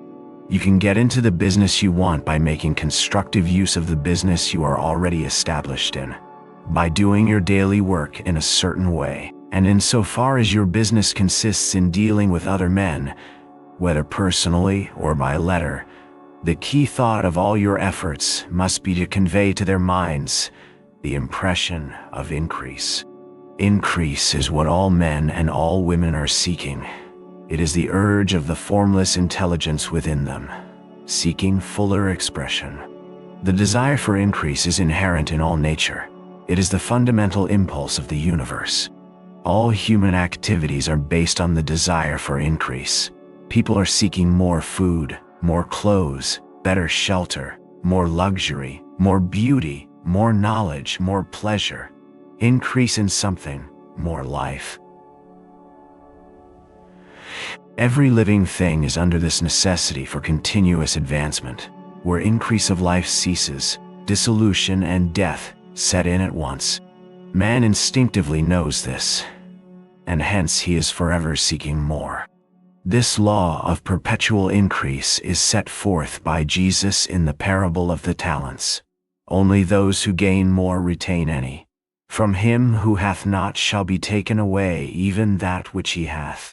The normal desire for increased wealth is not an evil or a reprehensible thing. It is simply the desire for more abundant life.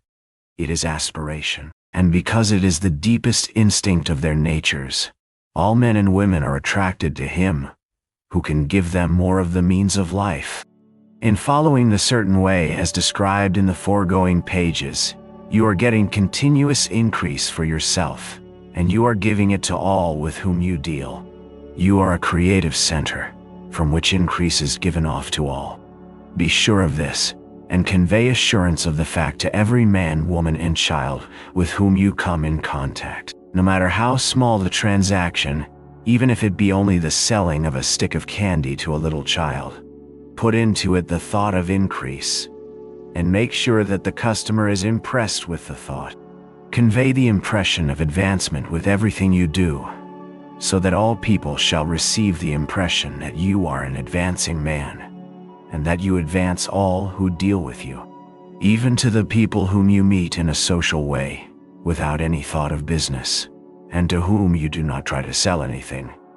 Give the thought of increase. You can convey this impression by holding the unshakable faith that you, yourself, are in the way of increase. And by letting this faith inspire, fill, and permeate every action. Do everything that you do in the firm conviction that you are an advancing personality, and that you are giving advancement to everybody. Feel that you are getting rich, and that in so doing you are making others rich, and conferring benefits on all. Do not boast or brag of your success, or talk about it unnecessarily. True faith is never boastful. Wherever you find a boastful person, you find one who is secretly doubtful and afraid. Simply feel the faith, and let it work out in every transaction. Let every act and tone and look express the quiet assurance that you are getting rich, that you are already rich. Words will not be necessary to communicate this feeling to others. They will feel the sense of increase when in your presence, and will be attracted to you again. You must so impress others that they will feel that in associating with you, they will get increase for themselves. See that you give them a use value greater than the cash value you are taking from them. Take an honest pride in doing this and let everybody know it, and you will have no lack of customers. People will go where they are given increase, and the Supreme, which desires increase in all, and which knows all, will move toward you, men and women who have never heard of you. Your business will increase rapidly, and you will be surprised at the unexpected benefits which will come to you. You will be able from day to day to make larger combinations, secure greater advantages, and to go on into a more congenial vocation if you desire to do so. But in doing all this, you must never lose sight of your vision of what you want, or your faith and purpose to get what you want. Let me here give you another word of caution in regard to motives. Beware of the insidious temptation to seek for power over other men. Nothing is so pleasant to the unformed or partially developed mind as the exercise of power or dominion over others. The desire to rule for selfish gratification has been the curse of the world. For countless ages, kings and lords have drenched the earth with blood in their battles to extend their dominions. This, not to seek more life for all, but to get more power for themselves. Today, the main motive in the business and industrial world is the same. Men marshal their armies of dollars and lay waste the lives and hearts of millions in the same mad scramble for power over others. Commercial kings, like political kings, are inspired by the lust for power. Jesus saw in this desire for mastery the moving impulse of that evil world he sought to overthrow. Read the 23rd chapter of Matthew, and see how he pictures the lust of the Pharisees to be called master. to sit in the high places, to domineer over others, and to lay burdens on the backs of the less fortunate. And note how he compares this lust for dominion with the brotherly seeking for the common good to which he calls his disciples.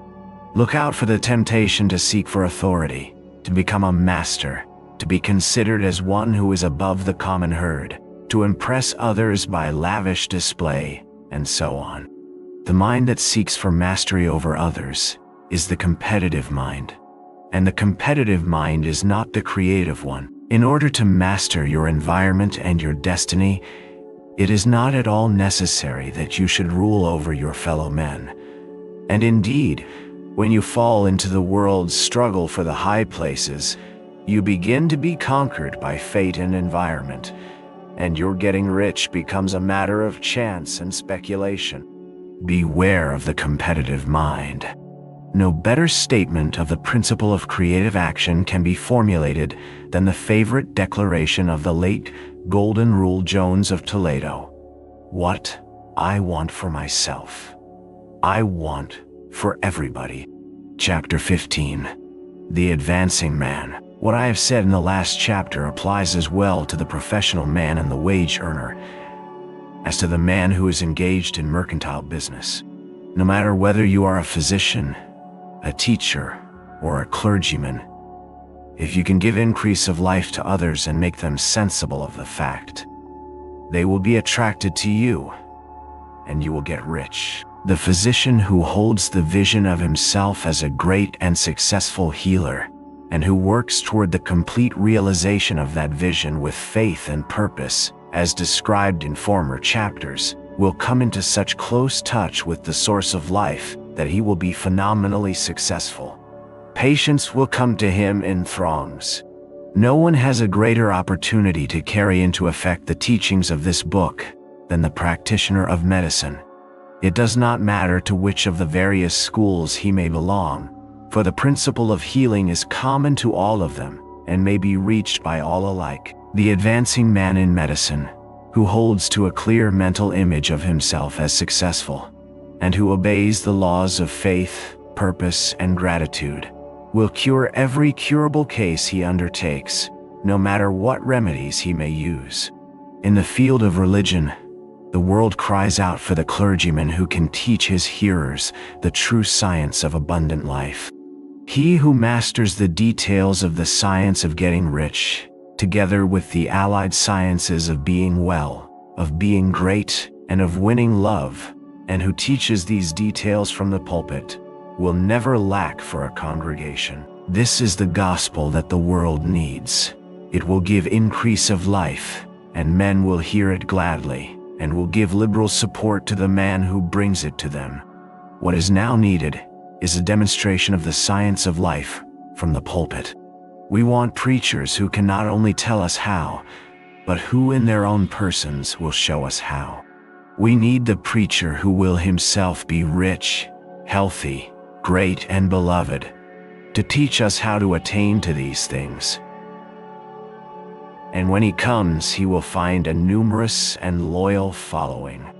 The same is true of the teacher who can inspire the children with the faith and purpose of the advancing life. He will never be out of a job.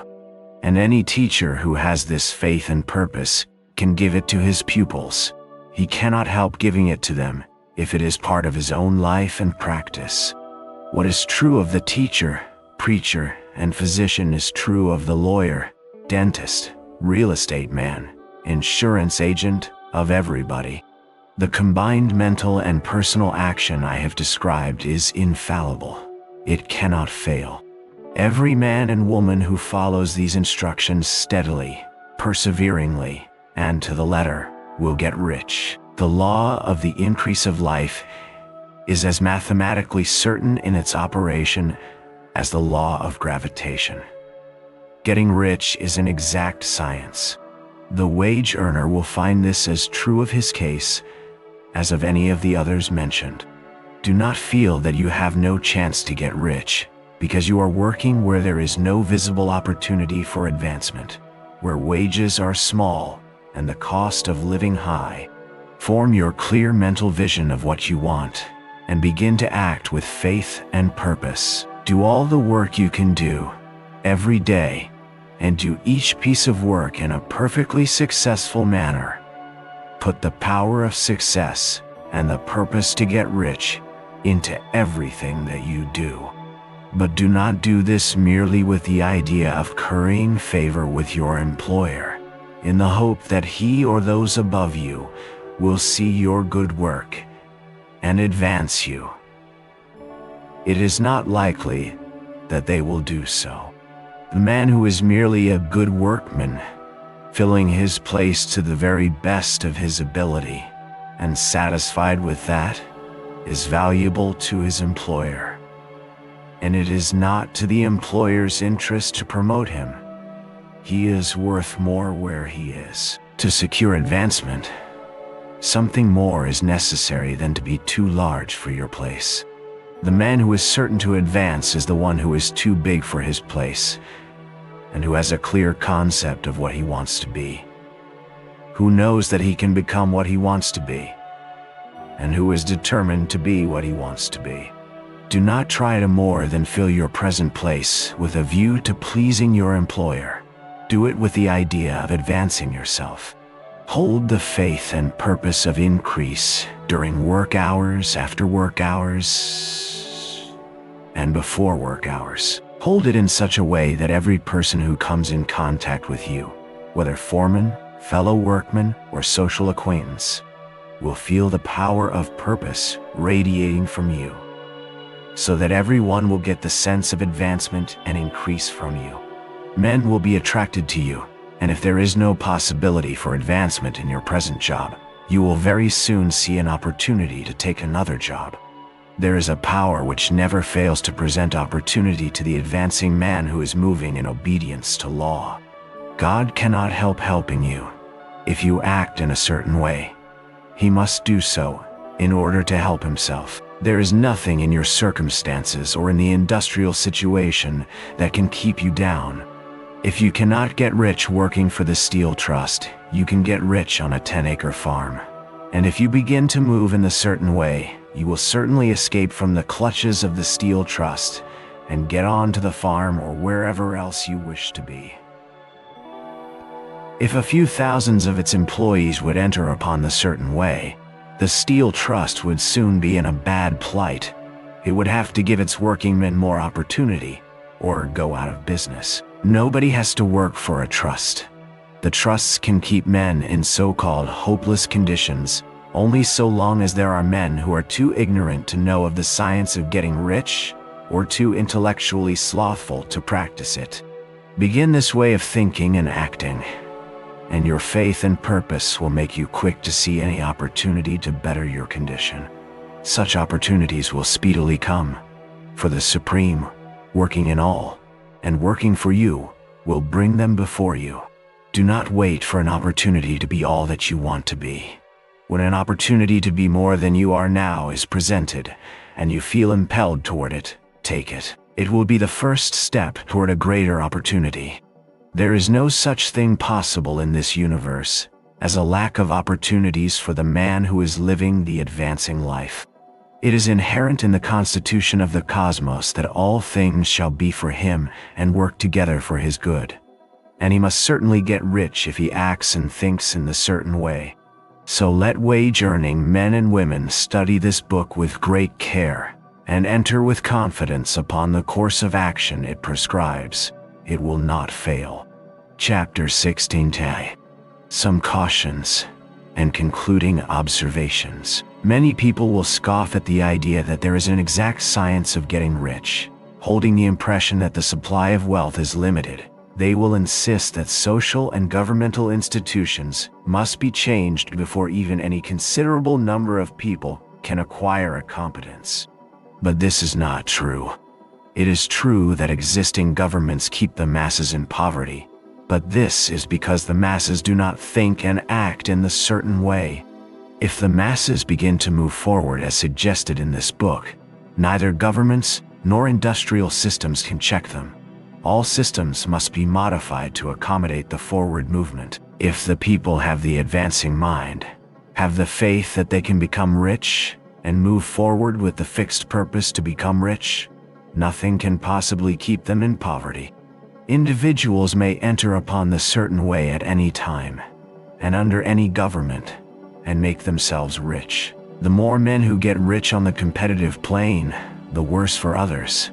The more who get rich on the creative plane, the better for others. The economic salvation of the masses can only be accomplished by getting a large number of people to practice the scientific methods set down in this book and become rich.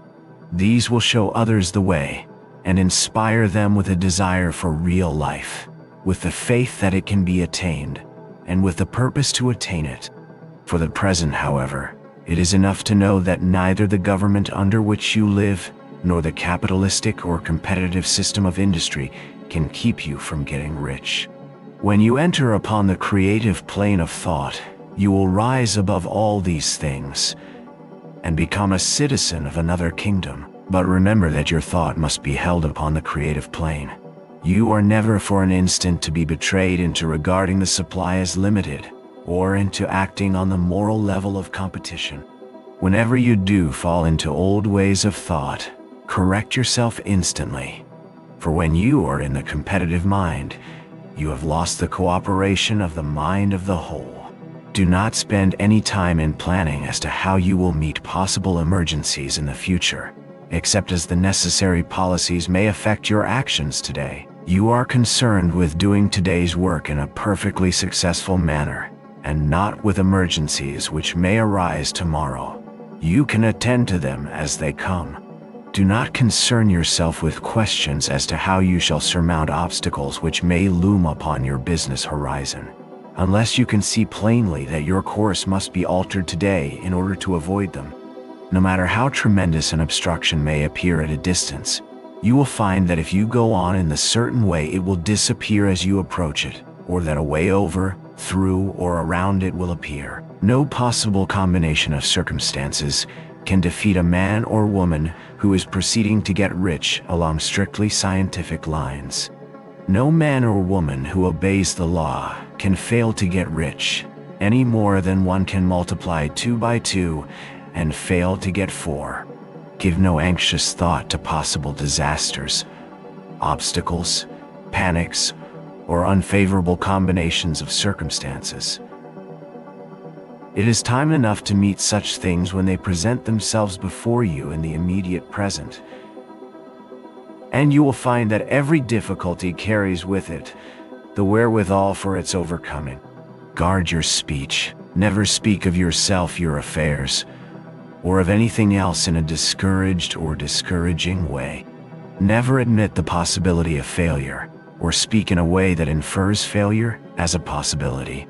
Never speak of the times as being hard, or of business conditions as being doubtful. Times may be hard and business doubtful for those who are on the competitive plane, but they can never be so for you. You can create what you want, and you are above fear. When others are having hard times and poor business, you will find your greatest opportunities. Train yourself to think of and to look upon the world as a something which is becoming, which is growing, and to regard seeming evil as being only that which is undeveloped. Always speak in terms of advancement. To do otherwise is to deny your faith, and to deny your faith is to lose it. Never allow yourself to feel disappointed. You may expect to have a certain thing at a certain time, and not get it at that time, and this will appear to you like failure.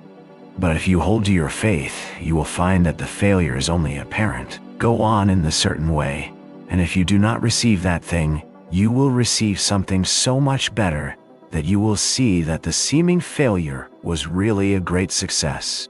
A student of this science had set his mind on making a certain business combination which seemed to him at the time to be very desirable, and he worked for some weeks to bring it about.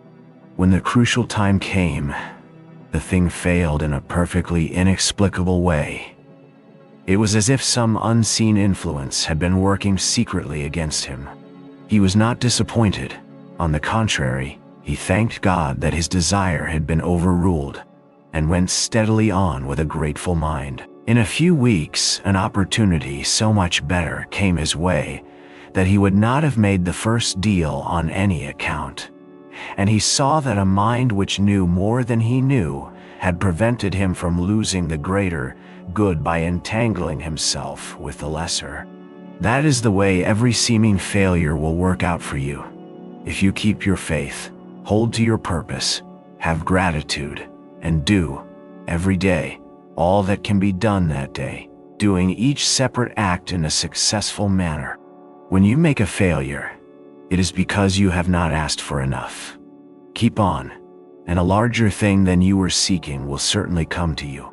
Remember this, you will not fail because you lack the necessary talent to do what you wish to do. If you go on as I have directed, you will develop all the talent that is necessary to the doing of your work. It is not within the scope of this book to deal with the science of cultivating talent, but it is as certain and simple as the process of getting rich. However, do not hesitate or waver, for fear that when you come to any certain place you will fail for lack of ability. Keep right on, and when you come to that place, the ability will be furnished to you. The same source of ability which enabled the untaught Lincoln to do the greatest work in government ever accomplished by a single man is open to you. You may draw upon all the mind there is for wisdom to use in meeting the responsibilities which are laid upon you. Go on in full faith. Study this book. Make it your constant companion until you have mastered all the ideas contained in it. While you are getting firmly established in this faith, you will do well to give up most recreations and pleasures, and to stay away from places where ideas conflicting with these are advanced in lectures or sermons. Do not read pessimistic or conflicting literature, or get into arguments upon the matter. Do very little reading outside of the writers mentioned in the preface. Spend most of your leisure time in contemplating your vision, and in cultivating gratitude, and in reading this book. It contains all you need to know of the science of getting rich, and you will find all the essentials summed up in the following chapter. Chapter 70. Summary of the Science of Getting Rich. There is a thinking stuff from which all things are made, and which in its original state permeates, penetrates, and fills the interfaces of the universe. A thought in this substance produces the thing that is imaged by the thought. Man can form things in his thought, and by impressing his thought upon formless substance, can cause the thing he thinks about to be created. In order to do this, man must pass from the competitive to the creative mind, otherwise he cannot be in harmony with the formless intelligence, which is always creative and never competitive in spirit. Man may come into full harmony with the formless substance by entertaining a lively and sincere gratitude for the blessings it bestows upon him. Gratitude unifies the mind of man with the intelligence of substance, so that man's thoughts are received by the formless. Man can remain upon the creative plane only by uniting himself with the formless intelligence through a deep and continuous feeling of gratitude.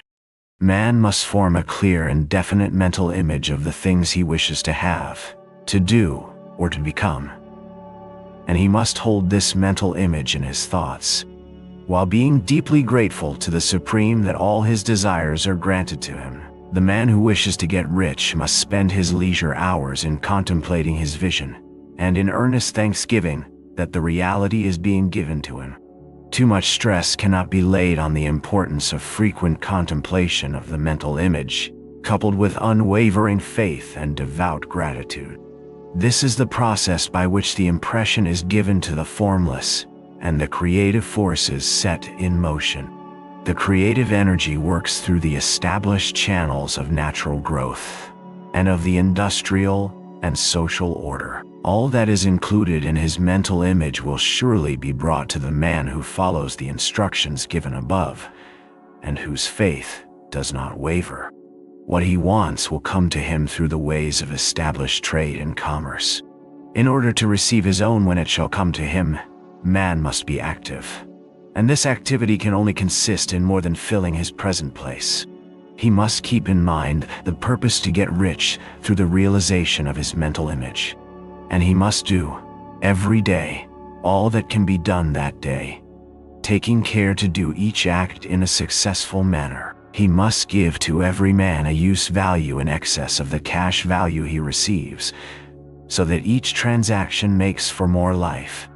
And he must so hold the advancing thought that the impression of increase will be communicated to all with whom he comes in contact.